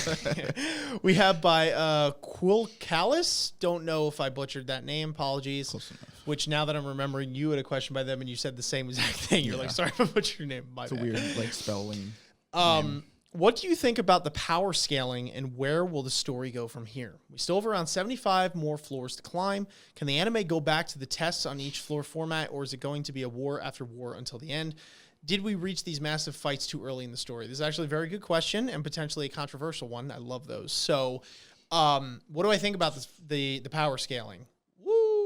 It has jumped. What is it? What are they doing now? Sheesh. It's gone up, man. It's gone up for sure, man. What are the kids doing these days? That sounded so old. Dude, I love that shit. When somebody did that the other day, and I was like, what did you just do? And they're like, sheesh. And I was like, bro, I was doing it all over the place. It's just like so very much like fun. that's like what your dad would say. Like, what are the kids doing now? It's like, oh god, bro, I deleted TikTok so long ago. So like somebody told me that the other week. So I'm like, I don't know. TikTok trends, bro, are like every day it's a different one. So fair enough. The world trend, Yeah, nowadays, bro, it's just like crazy. I feel like an old man. But anyway. You are. I am. No, without even a doubt, we were just on that same page. That's so bad. 100%. Oh man. 100%, man. That's cool, man. I am who I am. But anyway, see, it's fun. But Because I know, I've seen videos of that in it. It's so stupid. But bottom line is, yeah, the power scaling has definitely gone up exponentially here. And I would be lying if I said that isn't a fear of mine, that I always keep on looking and I'm like, we're on floor 52. I'm like, we're like a little over a third. And I'm like, you know, we got a while to go here, and I feel like we kind of threw the whole test thing out the window a while ago. It's always just referred to now. It's like when Jahad came, they had to do the administrator tests, and, you know, we need a test to do whatever. But we don't really get that anymore. If anything, we get, you know, something reminiscent of a game sometimes, right? Like we could incorporate that in this next arc where Yasrach is about to impose a game with them. But we also see those games kind of get flopped on their head within 5 minutes, right? Like the last time we tried that in the dog, the cage, you know, they're like, let's play a game. And then none of the rules were followed at all. So it's like, Yeah, I do think that whole floor of test thing is long gone, to be honest with you. I think it's been long gone, to be frank. I just don't see how we go back to that from here, because it's just like everyone in terms of power scaling is just so freaking powerful, and it's so nuclear, literally, the fights that they're having. It's so large scale, right? All of these things are taking place in like these giant open plains, or like in the sky, in space, whatever. And I guess there could be tests, to be fair. Maybe I'm just not creative enough to think of, multiple ways you could utilize the power that they have and incorporate them into tests. So fair enough. I'd like to see something like that. I think that'd be cool. But I just think where the story is right now, I don't think that's where it's going. I think it's like we have these giant, large-scale things, and then, it does a time skip. We hop up a couple of floors. It's implied that they pass whatever test that they had there. And then we get into some of these side arcs where it's like we recruit people like your Yamas and all that kind of thing. We get some more information, and then it's like the next big thing again. I think that's where it's going. So, yeah, and with that being said, we're at this level of scale with power when it comes to floor 52. So where that goes from here, I don't know. But the one solace to me, though, is that I have to keep on reminding myself that I have to look at it in terms of Baam.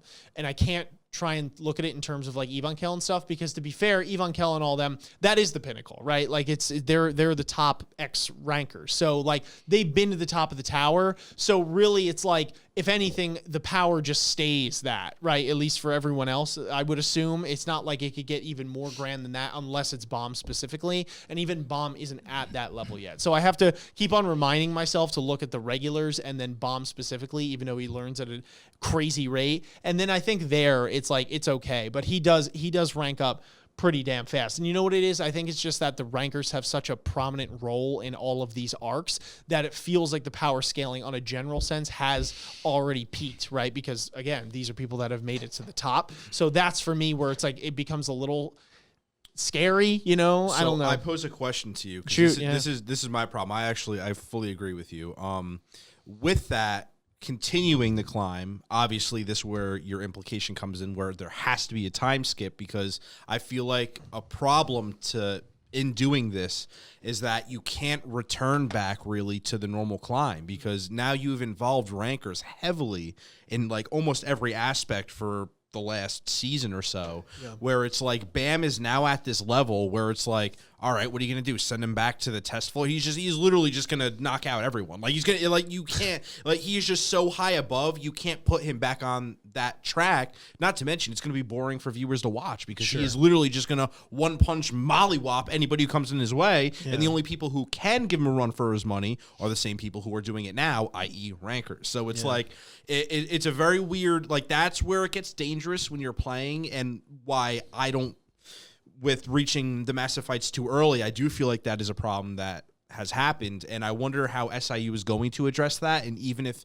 he says it in like a blog post where he's like, wow, maybe I kind of should have like held off a little bit early on. Like I feel like it has to be a weird mental thing as a writer where it's like, how do I progress this story and like keep it interesting and going? Well, I add new things, I make bigger fights with bigger people. Sure. And it's like, just how are you going to regiment yourself in writing it to where you kind of just shot yourself in the foot, where it's like, what am I going to do in the future?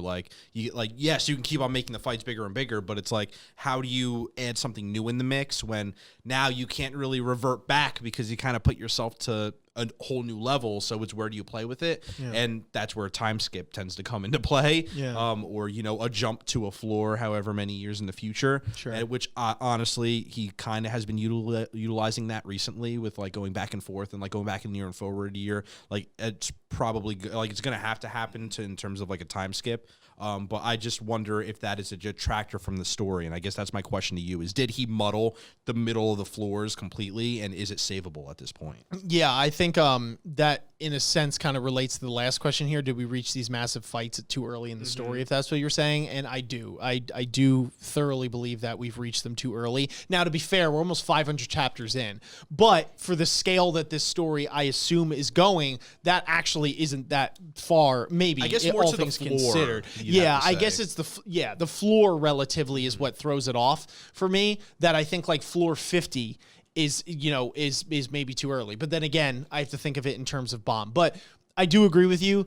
I think that they did reach it, and that's always been kind of a knock for me with this is that I feel like the introduction of rankers and these super powerful people were, my personal opinion here, introduced too early in the story. I feel like they were almost introduced from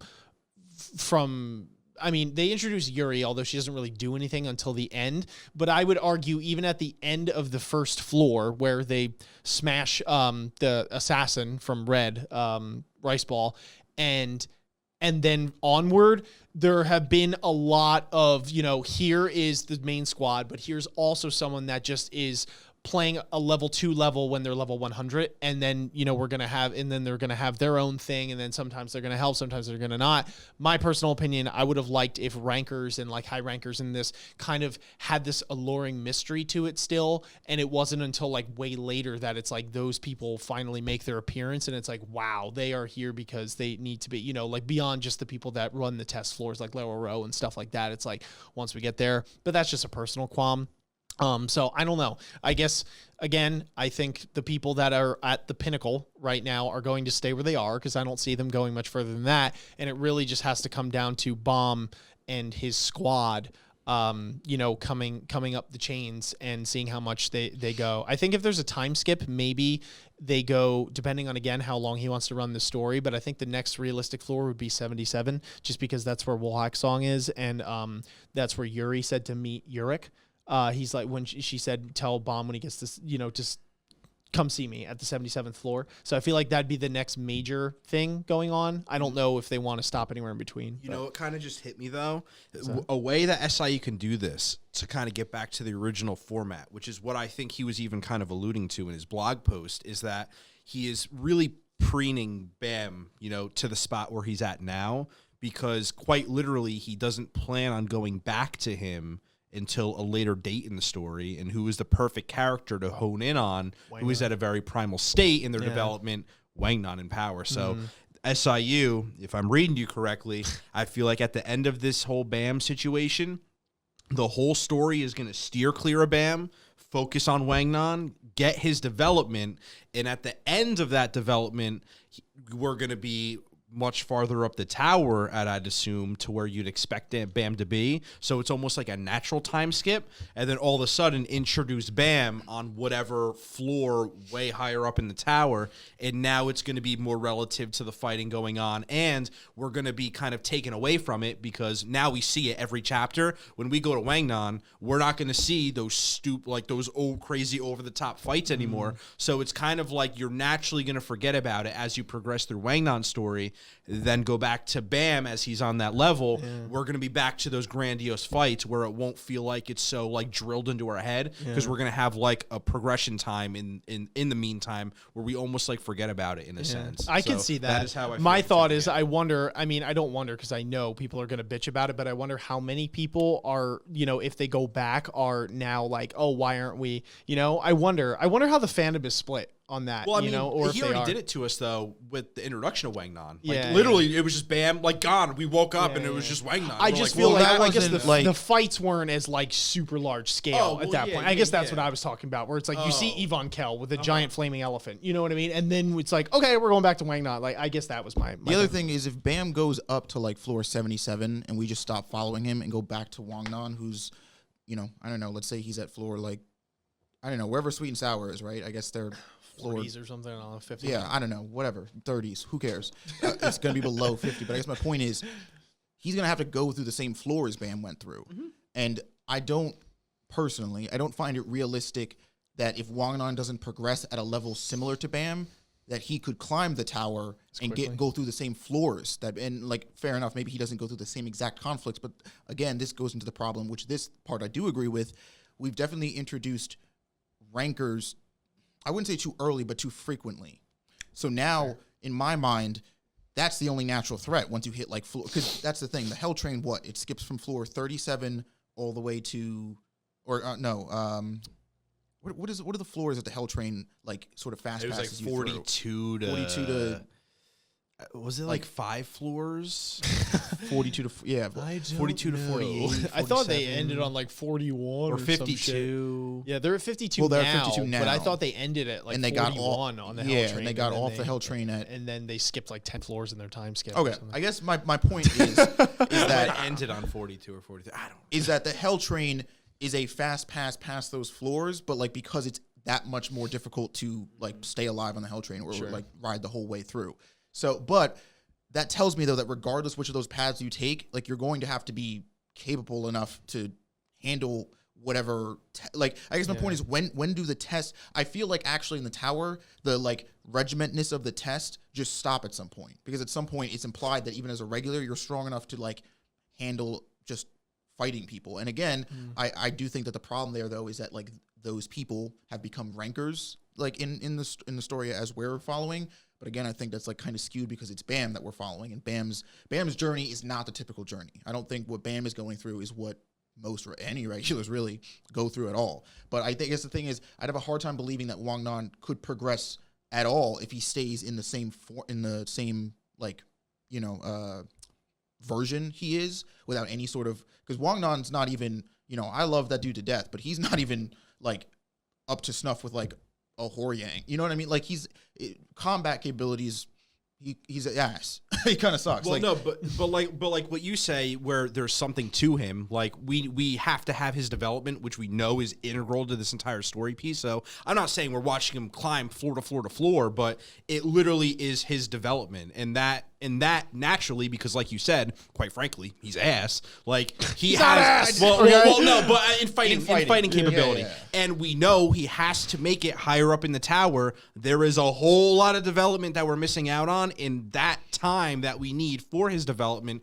which has to be shown, because quite frankly, if they just kind of poop Wang Nan back in there and he's like so much stronger and we got nothing about it, that I feel like is even more annoying. So I guess I feel like there's there's development. a shot in the foot type thing, because I'm not going to lie, I do see where both of you are coming from, and I do have to agree that I think it'd be a little weird for us to like re-go through the floors again, but then I also agree that it's equally as weird to have him just like pooped out where he is, and I'm just like, I feel like you're kind of damned if you do, damned if you don't type thing, and it's like, I guess at the end of the day, Baam is the protagonist, so it's like, I guess maybe for me, I got a little bit of my hopes up when we saw so much of Wang Nan in the beginning, that it's like, this is the other protagonist. And I guess you could argue he is, but like at the end of the day, I have to keep on telling myself, this isn't Wang Nan's story. It is Baam's.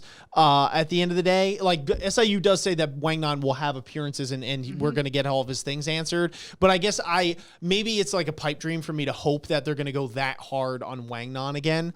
You know what I mean? Like compared to what they used to. I think another thing is, I'm not harping on we're going to go up the floors. Like that's not my, like, I don't think it's going to be Wang Nan. We're watching floor by floor, but I do think that he is going to spend a substantial amount of time in his viewpoint fleshing over things, because that is the only natural break in this story that you can have from Bam, because it's happened literally already before, and you're not going to do it to a whole nother character. So how do you break from where we are with Bam and have that natural climb in the tower? And and that's where it's like, it has to be Wang Nan or something else super creative. What I was saying though is that there's nowhere for Wang Nan to go but up the tower, right? Even if you like go back to his perspective, wherever he is, he's not going to like go back down floors and like, to the floor tests and stuff. The only place to, even if you want to switch perspectives, like, again, all these characters are relatively doing the same thing. So even if we don't go floor by floor, let's say we skip like, groups of floors by 10s or 5s or whatever.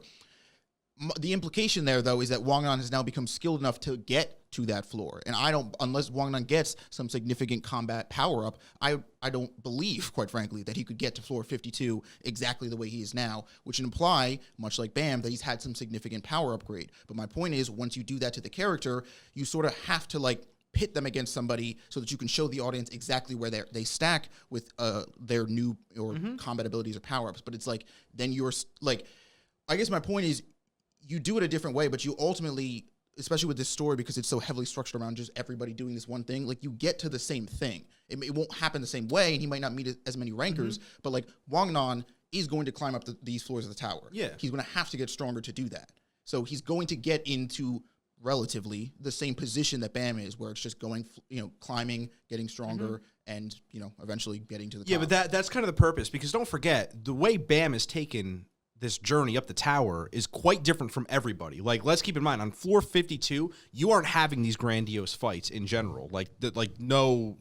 Nobody has really done that, except unless you're a special case like this. So I do see what you're saying. However, I also think that there has to be a natural story, and we do need Wang Nan's development.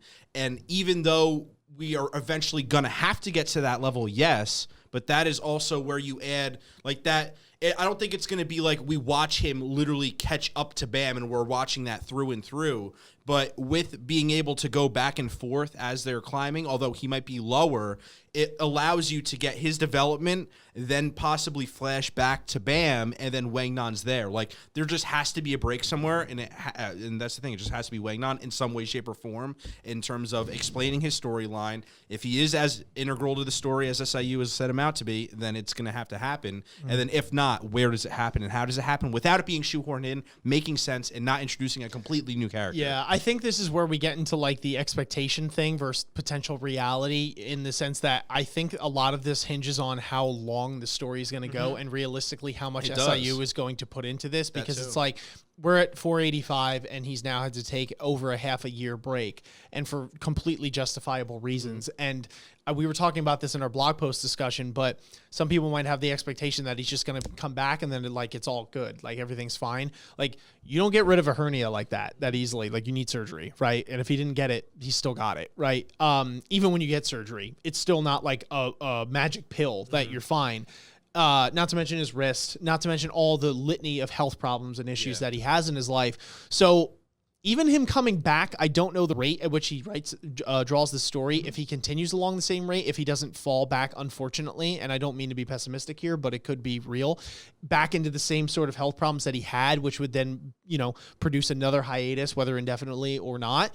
And there might realistically be something in SIU that's saying, okay, how much more can I take of this before I want to put a bow on the story? Or do I not, rush the story, or, omit certain chapters that I wanted to do and know that maybe I can't continue on and I give it off to somebody else and stuff. And we've been around the block with certain things that do this, right? You take your Berserks, your Hunters, etc. There are, there's certain executive decisions that have to be made. And so I guess at the end of the day, I think it depends on how long this story is planned on being and how realistically long it can be. Because I think if it's going to be like a One Piece where it goes, shit, we're already 500 chapters in, what's another 500, right? If we go that route, then I could definitely see like a long-term Wang Nan thing again, right? Where it goes there. But, and I do think he obviously has to answer those questions. If he doesn't have the ability to keep it as long, I can see where he cuts it shorter. Or it'd have to be a time skip. That's like just a straight up time skip, and he doesn't even do the Wang Nan thing because he's just like, I just need to get on with the next thing. Yeah. By the way, I'd like to change my favorite character to Wang Nan because I totally forgot about that. And Jin Sung's the first one to pop in my head. No, I'm just kidding. They're both awesome, but I love Wang Nan. It's interesting though, because I actually don't, like, just in terms of the question here, I don't actually think that we got to where we're at in terms of power scaling too early. Because again, sort of like what Ian was saying, like if you think about the regulars, the group that we're traveling with, like we're not, like Bam's not at Ebon Kel's level. Bam is not, you know what I mean? Yeah. Hoon's not at Ebon Kel's level. If that's, remember, like Jahad is a high ranker. There's nobody past a high ranker, which, so my thing is, until they get to that level, like that's when I'm like, okay, fuck, now the power scaling has really jumped. But I assume you don't get to be a ranker until you get to the top of the tower, let alone a high ranker. So I imagine that as we're going up these floors, like it is kind of a weird damned if you do, damned if you don't, because Bam, unfortunately, the kind of, the character he is and this is the thing in the story, the potential threat that he poses almost requires some of these stronger characters to go down to where he is and sort of try to snuff this problem out early. Yeah. But then you have this counteracting of like, you can't actually snuff out the problem because then you don't have a protagonist. So it's like, Bam can't travel up this tower the way a normal regular would. He just can't. The way his character exists in the story, he just can't. The problem is you can't be like, all right, we'll save all the rankers until floor 80 or whatever. Because it's like, what, Jahad just doesn't let any strong people try to get rid of Yeah, Bam. Like yeah, his order was literally to kill Bam and all his friends. So it's like it's kind of this weird thing where I guess at the end of the day, and that coupled with the whole SIU, what his plans are for the story comes down to like what your tolerance, what you're willing to take in terms of like how the story portrays itself. Because he's either going to go the route of like, look, I'm telling this story through Bam's eyes, right? You naturally, just from the lore, understand how a normal regular might go through this tower, but like that's not this story. This story is Bam's story. It's not, Jimmy John, the regular story. It's not, Wang Nan's story, whatever you want to classify him as. Wang Nan is maybe integral to it. He may be part of it, but this is Bam's story. So the story is going to involve characters that maybe you wouldn't see on X Floor if you were a regular, or, but I think my like I said before, my only real issue is the fact that we've consistently met so many rankers. Not necessarily that the parts that they were introduced, because the problem is, like I said, Jahad is a high ranker. We've met rankers and high rankers already.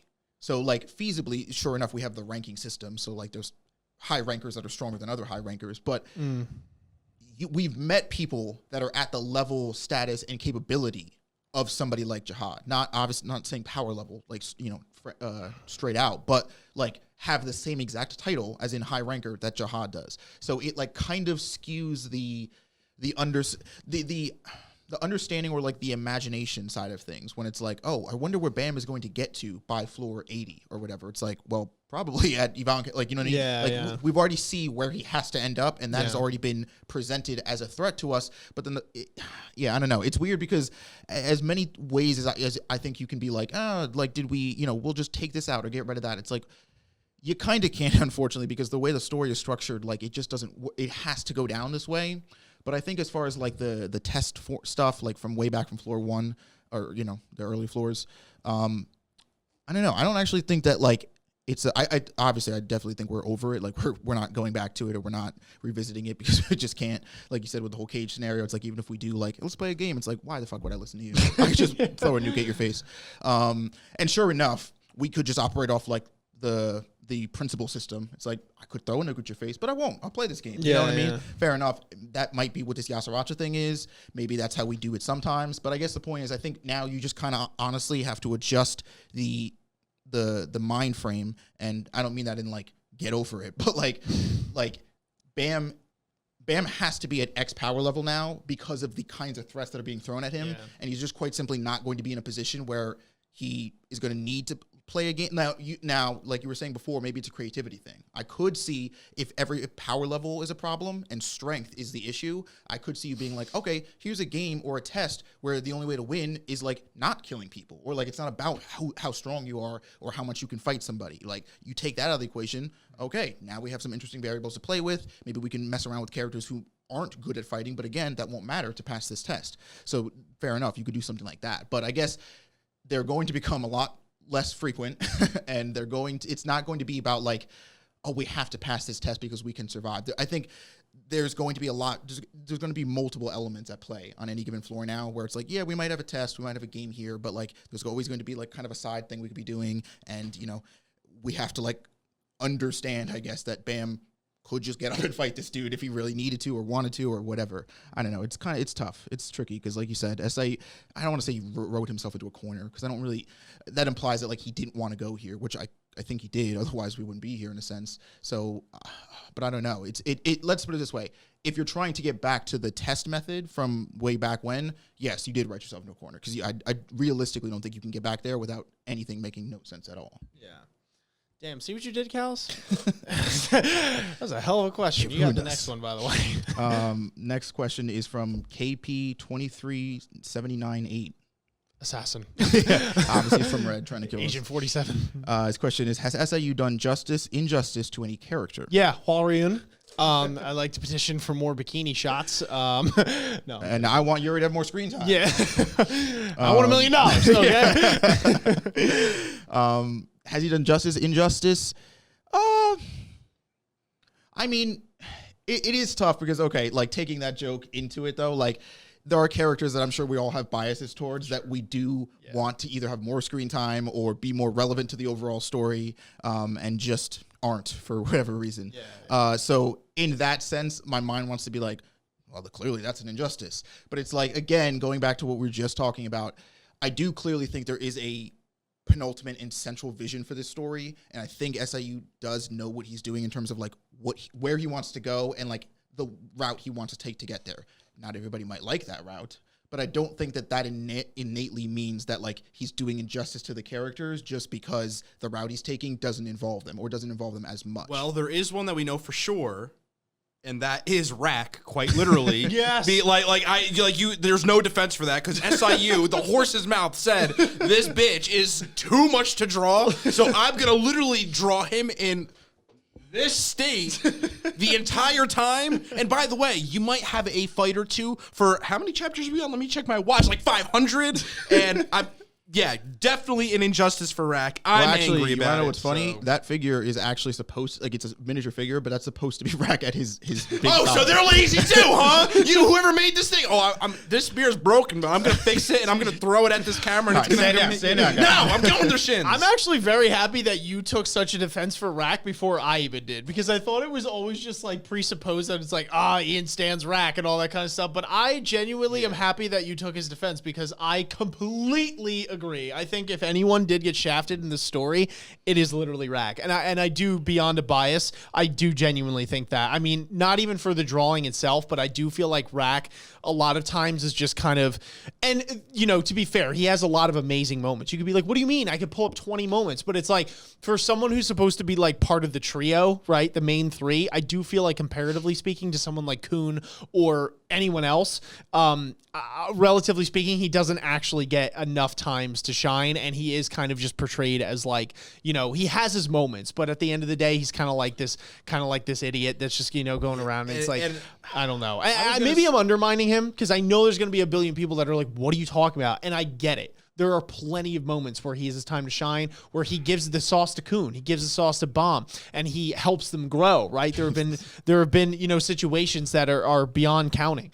I get that, but I'm just saying, for someone who's supposed to be like part of the 3-part pie here, I do feel like, all things considered, he does get pretty shafted. Well, and so I now, do agree with the fights. Would you say that there's a difference between being shafted or being given injustice in terms of screen time versus importance to the story? Because I actually think that your importance to the story does not necessarily directly correlate with how much you're on panel or on screen. Meaning Rack can still be just as prevalent to this overall story just because he's not on panel as much as Kun or Baam.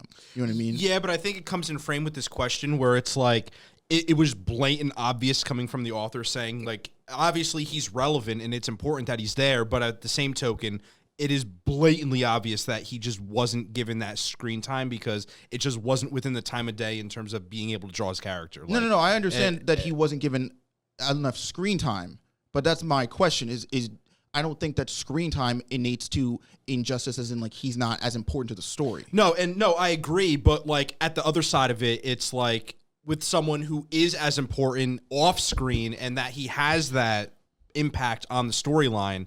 Like it's more. I'm more just going at the question because I see what you're saying, and it's like, all right, fair. But at the same time, it's like in my eyes, it is just a blatant injustice, and like doing the quite opposite and just giving him a little bit more would not have taken away, would have made him, I could say, even more relevant in a lot of situations. Because although he is a foundation piece, like, and he does come up in clutch moments, and he is still just granted, he is just as important as a character and he gets less screen time. That says something. However, how much more of a relevant character, like, it can make such a greater impact, I feel like, if he was given more time of day, and that could just make the story even better in that regard. So, if anything, my answer would be that he is doing himself an injustice, even though it might not be deteriorating the plot and he still plays a role. If I feel like he did give him a little bit more something, it could play into the greater good of the entirety of the story and give even more of a presence and more of an impact that he would get. But I feel like, I don't know, I feel like there's characters like Wangnan who actually, to be honest, if you count, well, I don't know, actually maybe not if you compare them to Rack. I don't know what they're like, what that number is, but who haven't had a large screen time presence in the story, again, compared to like a Baam or a Kun.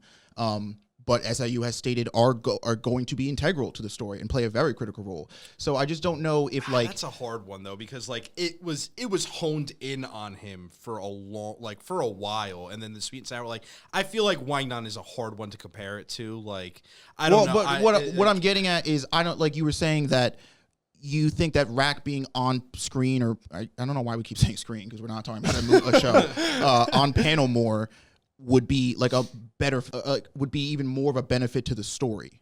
And I guess what I'm saying is if there is already a plan in place for him to play an integral role in the story, is there something about just literally him being on screen more that like what is it about him being on panel more? I said screen again. That would give that makes it that more important than well, if he. I feel like something that faults the way that it's currently seen is he actually doesn't feel like it's a relevancy thing, because we know it's Raccoon Bam, but it's just there's never Rack. Like it's always Bam, it's always Coon. That is in your face, and it's like Rack, it's like he's there, and this is why I feel bad for him as a character, because whenever we see him, it's like yay Rack, like yay, but there's no like real substance to that character other than it's quirky Rack. He yells, he screams, he shouts. It's funny, but literally other than that, there is nothing else to his character. And coming from SIU, who we literally love him for his character building, other than just the comedic relief that he brings, which granted you could say that's his entire purpose, but it's like to also be seen as the backbone 3 characters and regarded as that, and for just the little presence that he physically has other than his comedic relief, it's like I just feel like they're missing out on a lot, and that he did deserve more at the end of it. And yeah, I do feel like personally Rack's character is almost been kind of, and this might be a controversial statement, but kind of, and this is coming from someone who really likes Rack, has been just kind of rendered irrelevant. I'm just going to say it. Hot take there, but I do think that when he comes along in the beginning, his goal is to be able to fight and go against some of these strong opponents. Baam is supposed to be his prey, and then he serves this comedic element. But on a serious note, he does serve as this kind of antithesis to Coon and his perspective on things, in the sense that he helps Baam grow, not in the exact ways that Coon would, but more of like the animalistic, primal, instinctual ways of like do what's right, follow what you believe to be right, and do that. But I do feel like, to be fair, that Coon has played a way bigger role in terms of helping Baam go along his growth path, and has kind of overshadowed Rack in those things, because I feel like Rack sometimes will have some zingers and some pretty cool stuff, but like Baam has can learn a lot of those lessons, and has learned majority of them from some of the other characters, and Coon being the one who trumps out Rack, really. So I feel like his role as like this deep character, or like having this deeper mode, has kind of been overshadowed by those things.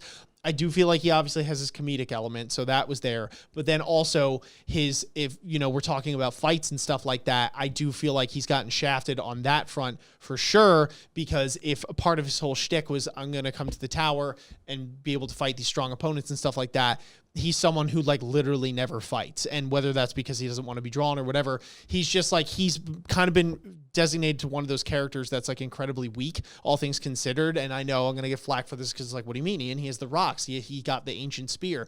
I'm not saying there can't be things that happen in the future that definitely give Rack his due where it is. But for someone that was, supposed to be kind of part of that main trio. And again, I understand that it doesn't set it in stone, right? Just because he was with them and happened to be there, I get that. But I guess to me, where the story was going, it seemed like he was going to be kind of like the yin to the yang, right? And like Baam was in the middle. So that's just where I'm coming from. So fair enough. I do feel like, all things considered, he does get kind of overshadowed and shafted. And now, from like a lot of it for me now is just to like, I kind of want to know more about ancients, and Rack just seems to be an ancient. But again, that isn't even exclusive to Rack. So it was like, I don't know, like kind of one of the last big moments I remember having for Rack is when he saw the picture in the hidden floor. And I was like, ooh, that intrigues me for Rack again. And then like he got his rock powers and stuff. But then like beyond that, again, he just kind of fell. That's my personal opinion. It's fair. I guess in my mind, like, I don't really, like, I think, I don't know, I would actually make an argument that like Rack has also been like integral to Bam's character development. And I think, because in my mind, I think just the fact that somebody like Coon is on panel more makes people think that he's like doing more for Bam, because he's just like, he's like literally visibly standing next to him or near him. but I don't know. I guess in my mind, not every character has to be on panel all the time to keep their relevancy or like remain an integral part of either a certain character's development or stay their course. Because like I could see a thing where it's like, like you were saying with the ancient thing, where it's like, oh, we learned like obviously, like, I don't know, but like, let's say like next arc, right? We learned like, oh, Rak is an ancient one, and like the reason he can do this is because like X, Y, Z, and like this is going to play a part because like now Jahad, like now that like Jahad thought he got rid of all the ancient ones, but like he didn't because Rak is still here, like whatever. But I don't know that like Rak has to be another like on panel all time, very serious and like breaking down the philosophy of life character to be relevant. That is a fair argument, and I do want to stress that while I do think that his lack of paneling, especially when it comes to like fights and showing what his character was supposed to be an embodiment of, is fallen short. I do want to say as well that I do understand and agree with you that they don't necessarily, like, more panel time doesn't equate to more relevancy in all senses of the term. And I'm not fully arguing for that. Like, I'm not saying that because Rak has had less panel time that makes him less relevant. I'm saying that even the other argument, again, which I agree with, is that I also think that his character has lost, in my personal opinion, relevancy beyond just the fact that he's not on panel. I think his integral part to the story has kind of, like, as the story has progressed, become less and less so. And then he just kind of comes in at moments, and again, this is opinion, but comes in at his moments and has those zingers or, like, puts Baam along a path. He's done it like once or twice or whatever and is there, and it's like, here's Rak. But I just feel like there is, I don't know what it is, but there's like this soul of what that character could have been to me that is missing. And I guess it comes down to subjectivity at the end of the day. You know what I mean? I feel like that comes with panel time because that's the thing. It's like, yeah, you see him pop up in the future, but it's like, that's the whole thing where it's like, if it was, and I'm not even saying it needs to be every single panel, but like, literally put him in there more because he is losing relevancy in my eyes because he's not getting that panel time and he's just disappearing. Like literally he would just disappear off the face of Earth and it's like, where is he? Oh, he pops up 20 chapters and it's like, oh, okay. Like he's been doing this super secret thing and it's like, I don't know. For me, that I kind of feel like though, like think about like the Traveler, right? Like that's a character who like has been on panel, but I could tell you forget every single time if he's even still in the story, and being on panel in my mind, does not make him more prevalent to the story because he's still kind of as... To be fair, though, if he wasn't on panel at all, then we wouldn't even have brought him up as an example, right? He wouldn't even be a character. Like, I feel like the relevance of the character is I'm in a middle ground between this, and I feel like that the Traveler is a weird example because he has no relevance to the story, at least that I know anyway. So I guess him being on panel or not makes no difference. Whereas, like, because he doesn't even have lines when he's on panel anyway. Yeah, I guess what I'm trying to say. Well, okay.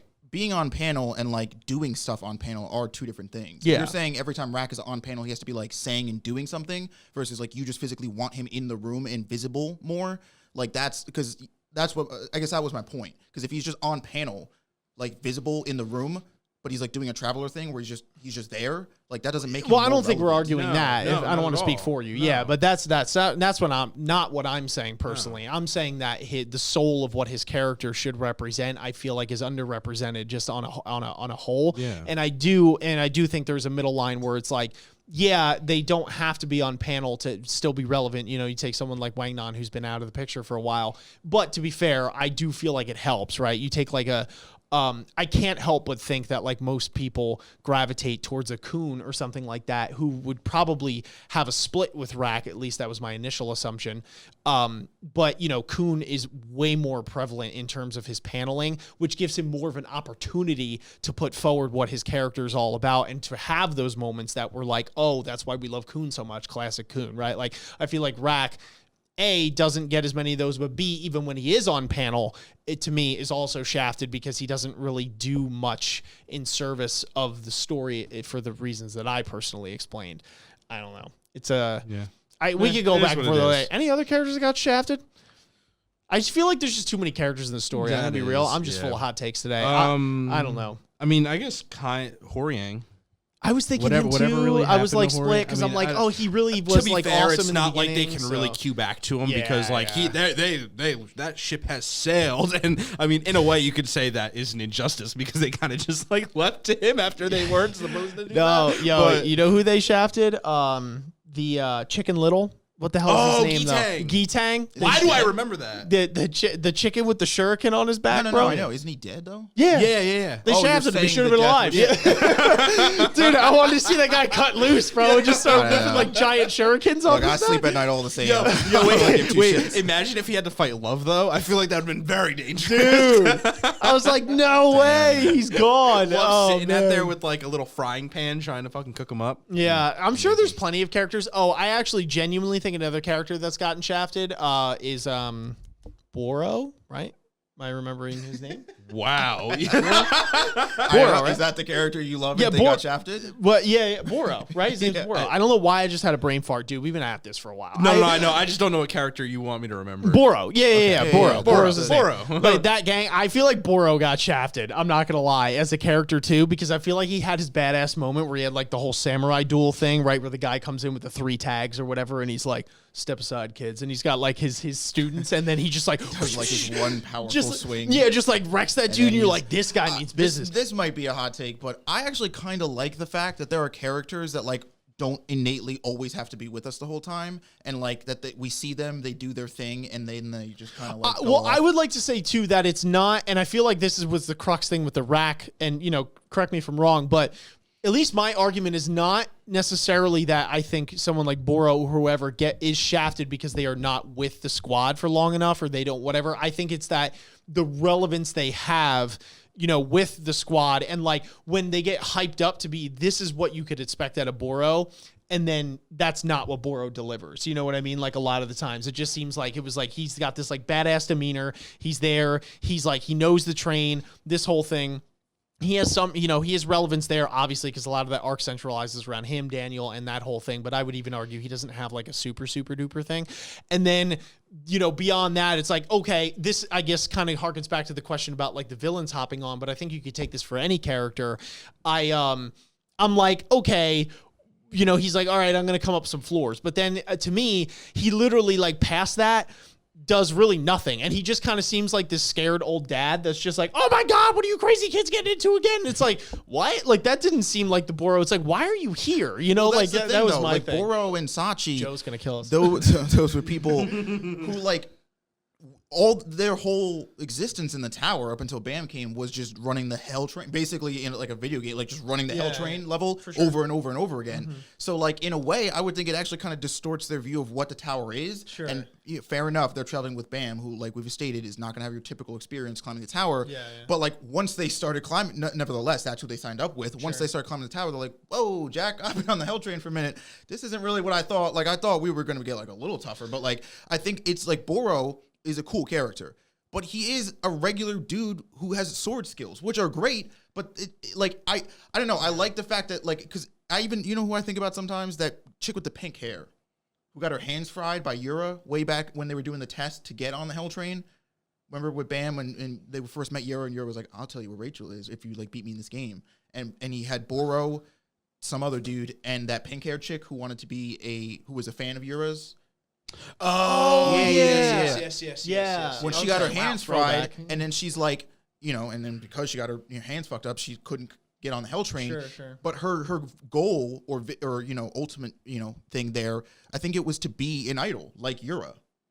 And I guess my thing is, I like that there are characters who their innate goal doesn't have to be like just keep climbing and stay with Bam's team as long as possible. So in my mind, Boro and Sachi being like, all right, this is a little too rich in my blood, we're going to hop out and do our own thing, actually feels a little bit more realistic than just being like, well, we're here. I let's guess, just but see where it they were goes. strung along for so long. Like, I could see that argument if Well, it's so like, that's- okay, we got to the next couple floors That's or the a thing. floor, I actually and think then they should have left earlier. Yeah, I guess that's what I'm Yeah. saying. So I could concede that it's like, okay, they go up a floor and they're like, that's what they're saying, like, holy crap, this isn't the hell train, this isn't Kansas anymore. But, I think a character like that, the Yeah, longer that's they fair. stay Like, there, yeah, now it's that like they the were there less so long, relevant what they are they become. doing? And then it's Yeah. like, why are you here? And I feel like I will say, hot take is that I do feel like there are too many characters in this story from time to time. Like, I get it that this is a large, robust world, that's just like, but I feel like, you know, in general, like, I mean, on a general sense, but I mean the ones that like we're supposed to follow. I feel like just in general, like it's almost like bit off a little more than we can chew type thing, where it's like,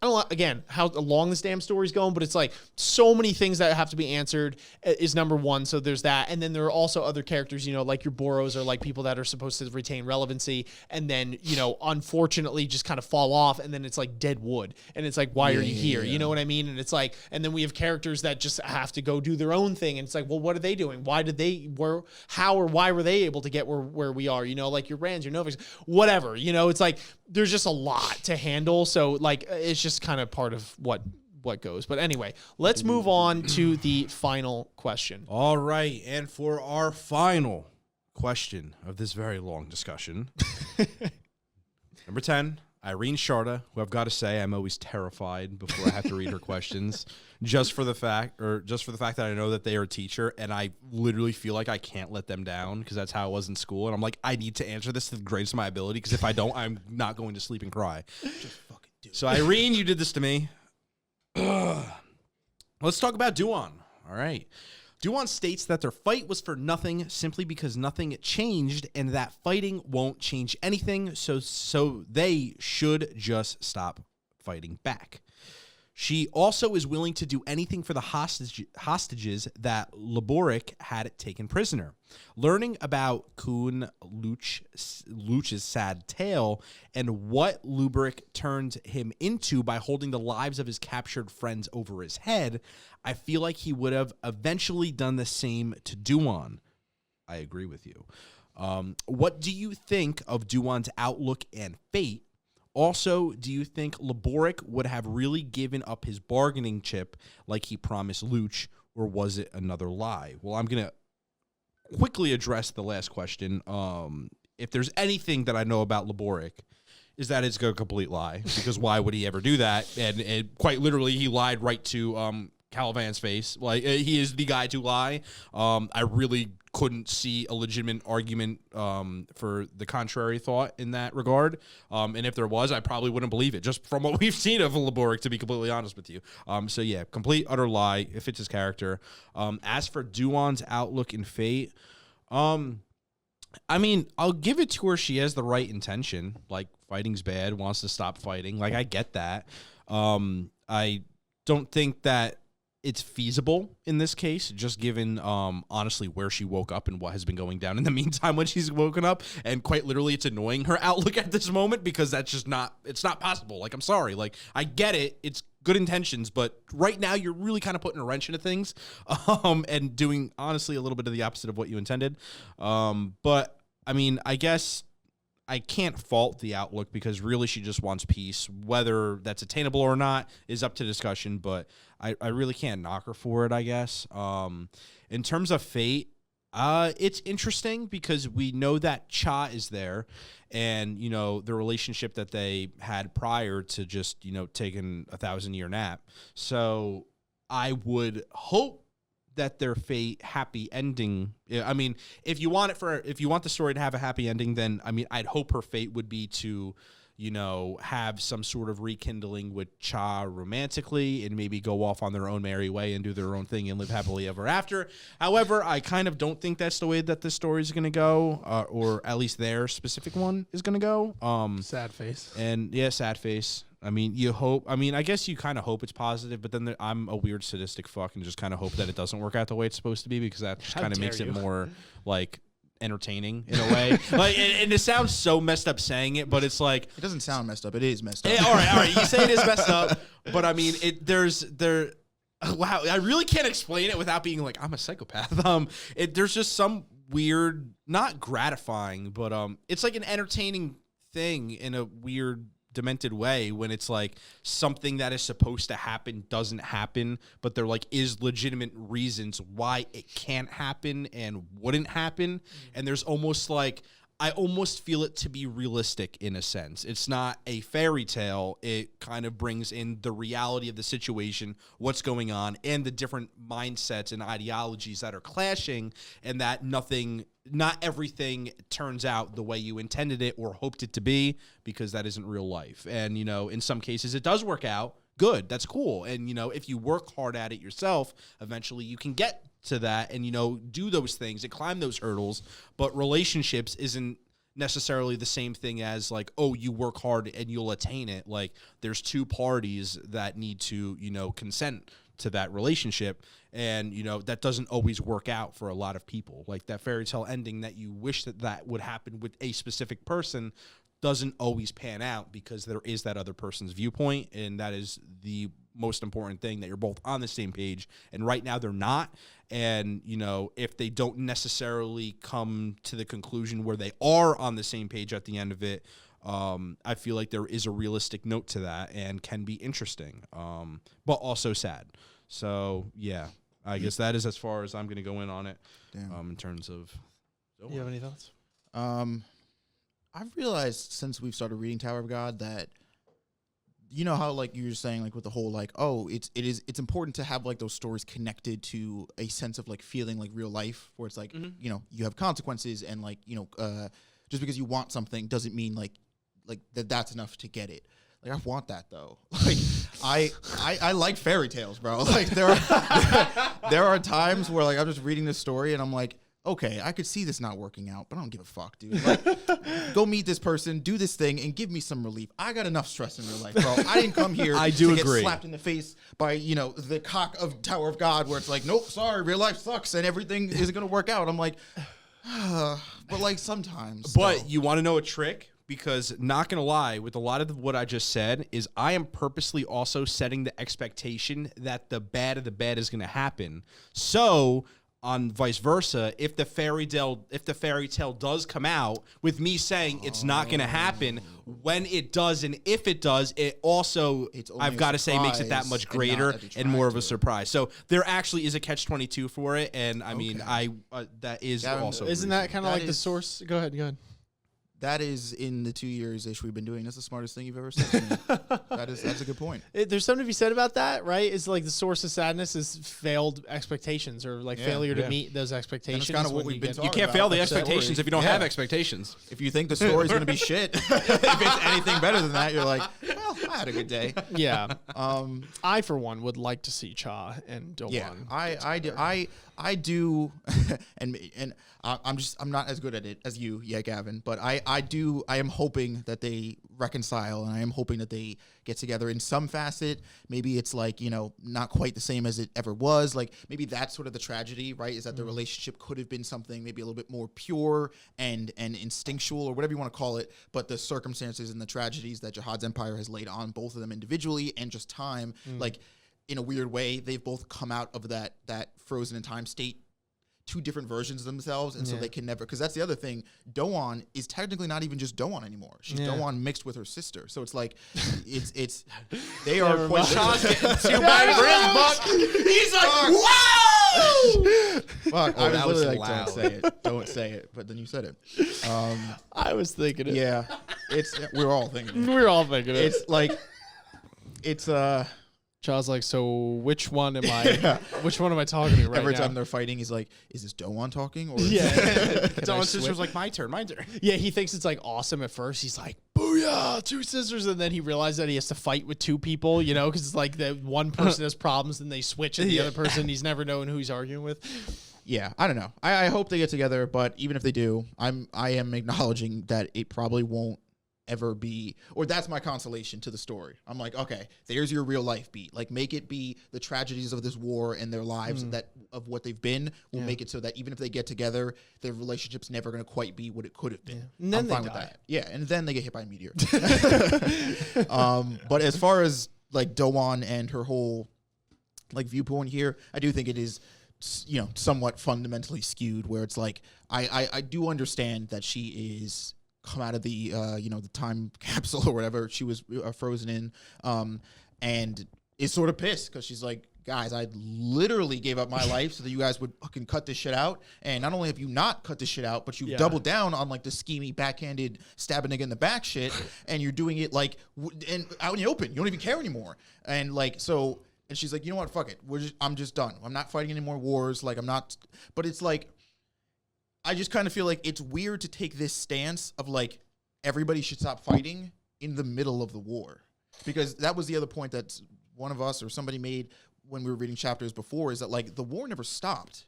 It just like took a different form. It just sort of changed shape, and the way the fighting happened changed, but like the war didn't stop. So like you came into a war. You can't like walk into the war and be like, all right, enough.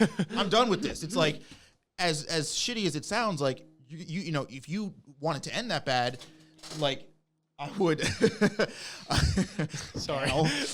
I would like sign yourself up with the side of the war that you believe needs to end said war. And fair enough, maybe that's why she's like, oh, I think Jahad's going to do that. But it's like, I don't know, just a lot of head scratching, because I'm like, well, aren't they the people who fucked you over? Like, is that like the at purpose the of why start? this happened? Yeah, and it's like, I know she's like, oh, they kidnapped my friends. Like, Laboric says I got to do what he says. But as we've covered, like, that nigga's about as shady as shade, bro. Like, you think he's just going to be cool? And like, oh, dude, Dowon, thank you for helping me out. Here's a certificate to have whatever you want for the rest of your life. And your friends, I just let them go. They said they want to go get smoothies. And, like, have fun. You've earned it. He's going to kill them and then kill you. Like, it's just, I feel like there's so much, like, you're not thinking about past, like, the actual fighting. So that's my bit. Yeah. Tackling this question. So yeah, I think Laboric, I actually might have I do agree with the guys, but I think I might have a slightly different take, in the sense that I think that he does scheme it, but I don't think it's because Laboric is like, ha ha ha, I'm just this evil piece of garbage that no matter what happened, I was going to kill them, right? Like, I do think there is some, like, form of analytical thinking on this, where he is weighing the options, and he does kill them, but I don't think it's solely because he's just sadistic. I think it's because he says in his mind, okay, these people pose a threat to us, right? At any given time. These people are super strong. They were on the front lines. They were named heroes. No, no, I'm not letting them go. Like, what are you crazy, right? If they were like some insignificant peons that, you know, maybe he deemed had no possible chance of doing anything that would hurt the army, then maybe he does actually keep his word on that. But I think this guy is cutthroat to a T, where it's like, he doesn't play games with any sort of chance. Now, to be fair, you could then pose the argument that no matter who is captured, if they have, you know, if he thinks of any possible solution, that they pose a threat to Jahad's army, which the solutions can get, or the, you know, the hypothesis that he's jumping to could get slimmer and slimmer, to the point where then he would kill them anyway. Sorry. But He's like, speaking of killing people. yeah, my phone's going off. So yeah, but I think at the end of the day, he still does kill them, right? You know, for those reasons, and I don't know, maybe he is just sadistic, and I don't know. Also, do you think, blah, blah, blah, let me see. Yeah, he would have done the same thing to Dowon. I was just trying to answer this from the bottom up here. Yeah. Because Dowon's philosophy, I think, is the real question here. Right. And I would like to refer her to our friend Aaron Yeager. I think he might have some choice words for her, and her unwillingness to fight for what is right and freedom. Okay, no, but on a real note, I think that her outlook is a bit naive, and I think that maybe I'm just, you know, a crusty old bag for thinking the way that I do, and that I would have to watch a little bit more Naruto or something like that to, and all these shonens and all of these stories of the happily ever after, to maybe snap myself back into the semblance of hope, where it's like, well, maybe if you stop thinking that was a futile cause and you actually contributed to it, then maybe together we could solve something here. Fair enough. But maybe I am just that crusty, pessimistic old bag when it comes to this particular question, and that, you know, human beings, man, it's just, you know, I understand in the tower, not everyone's human, and in the tower things are different than the real world to some extent. But in terms of people wanting to kill each other in war, I would actually argue that the tower might even be worse. So, or just as bad. It's just human nature, man, to take problems and solve them. And sometimes we formulate problems that don't even really exist. We just kind of make them of our own invention to then solve them.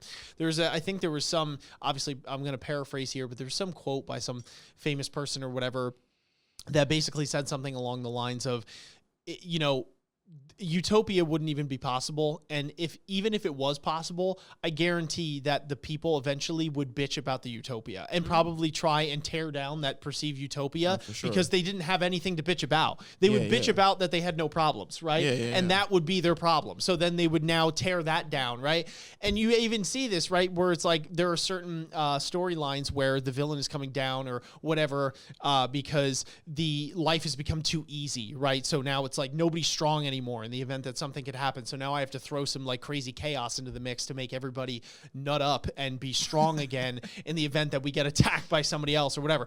My point is that the fighting, the way I see it is personally the way I see it is inevitable given the nature of human beings. And I could be wrong on that, but that's just where I'm at in my head right now. You're welcome to change my mind. So you have to talk to Baam. Yeah. Yeah, we're literally, Ian's talking about the ultimate destruction of humanity being oneself and just how that is going to be our fault. And we're just, that's it. That's what it's turned into. Yeah. It's basically it, man. Humanity sucks. Yeah. Well, let's just end it right now. All right, guys. No, I'm kidding. Okay. Oh, you can't say that, can you? All right. You're the loudest person in your own house. I have to tell you to be quiet half the time. Look, Gavin, shut up. Yo, I'm Italian. What do you want from me? I may not look it, but So I'm half am I. Italian. Yeah, and you don't use it properly, and I do. I don't use my. I don't. You don't use your Italian properly. You got to do the Fazuli, and you got to get it done. So. Gavin doesn't get kicked in the butt if he's too loud. We do. Yeah. There's no consequence for him screaming. Trust me. His own house. No, I do. But my point is here is that I think that her mindset in this scenario is very naive in that her thinking that she's just going to stop fighting is going to change, maybe it can change things on a small scale because you can inspire somebody else. But in the grand scheme of things, I feel like the ship has already sailed. And if anything, you might be causing more damage by not doing anything than actually just fighting for the side that you know is right and doing something. Because there's going to be fighting for as long as this tower exists. There's going to be fighting for as long as humans exist because we're going to make problems with each other. It's just a matter of choosing the right side, I guess, and, fighting for what you genuinely believe to be right, what you really believe to be right.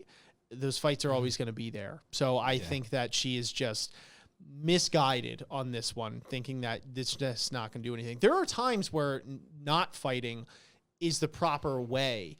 But like you take like a Mahatma Gandhi or a Martin Luther King or something like that, right?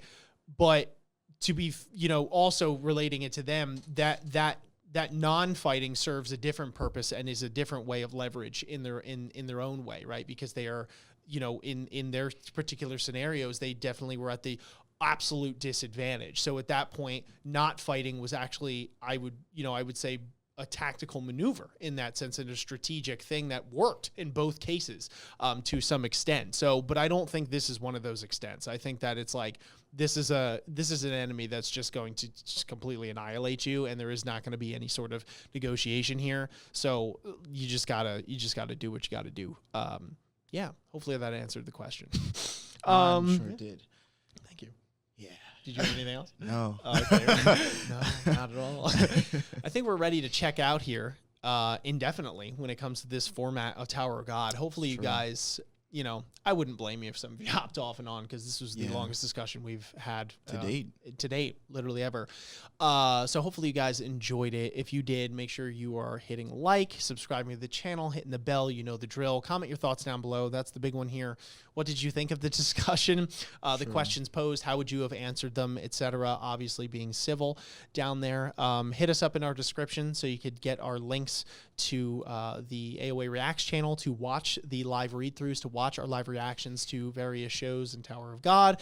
Also, make sure you're hitting us up on Patreon, where we now have access to archive streams, which is a cool thing that some of you might consider hopping on for. You get exclusive benefits to the show while supporting us. It's really a win-win there. We have our Discord as well. Just because we're done reading Tower of God for now does not mean that we are not still covering it, and it also does not mean that there are plenty of people in the community that still want to talk about it. So definitely hop into the Discord, talk anime, talk Tower of God, talk with all the brilliant people in the community as well. And Kevin's got people fall through the roof.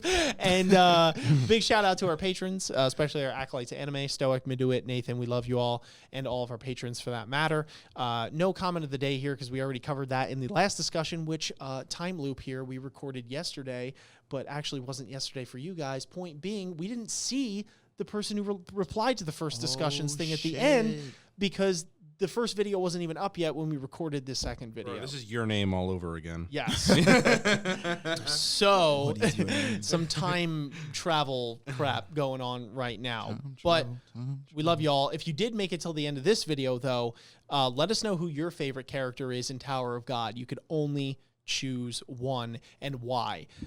If you made it till the end of this one, seriously, one of the real ones here. So like, you're actually cool. Yeah, I didn't even make it to the end of this one. Yeah, we did. None of us even made it to the end of this one. Like, yeah, our bodies physically did, but like our minds were checked out on question 2. We're all asleep at home already. Exactly. So if you did, seriously, nothing but thanks. But anyway, folks, that's gonna do it. Stay along for the journey. Some more anime to come. Tower God is not over, so the climb continues. But until next time, we will catch you all on the flip. Peace. Mwah. Peace. Ninjas and samurais, blazing the kunais. Find me in the leaf of the cloud, screaming out Bankai. We just some ghouls though, who like seeing parts fly. They like what you saying, Goma got more through the storylines. I tested your neck from the start, my hunters gon' come for your heart. I promise you'll land in my boulevard, left them in one piece, no.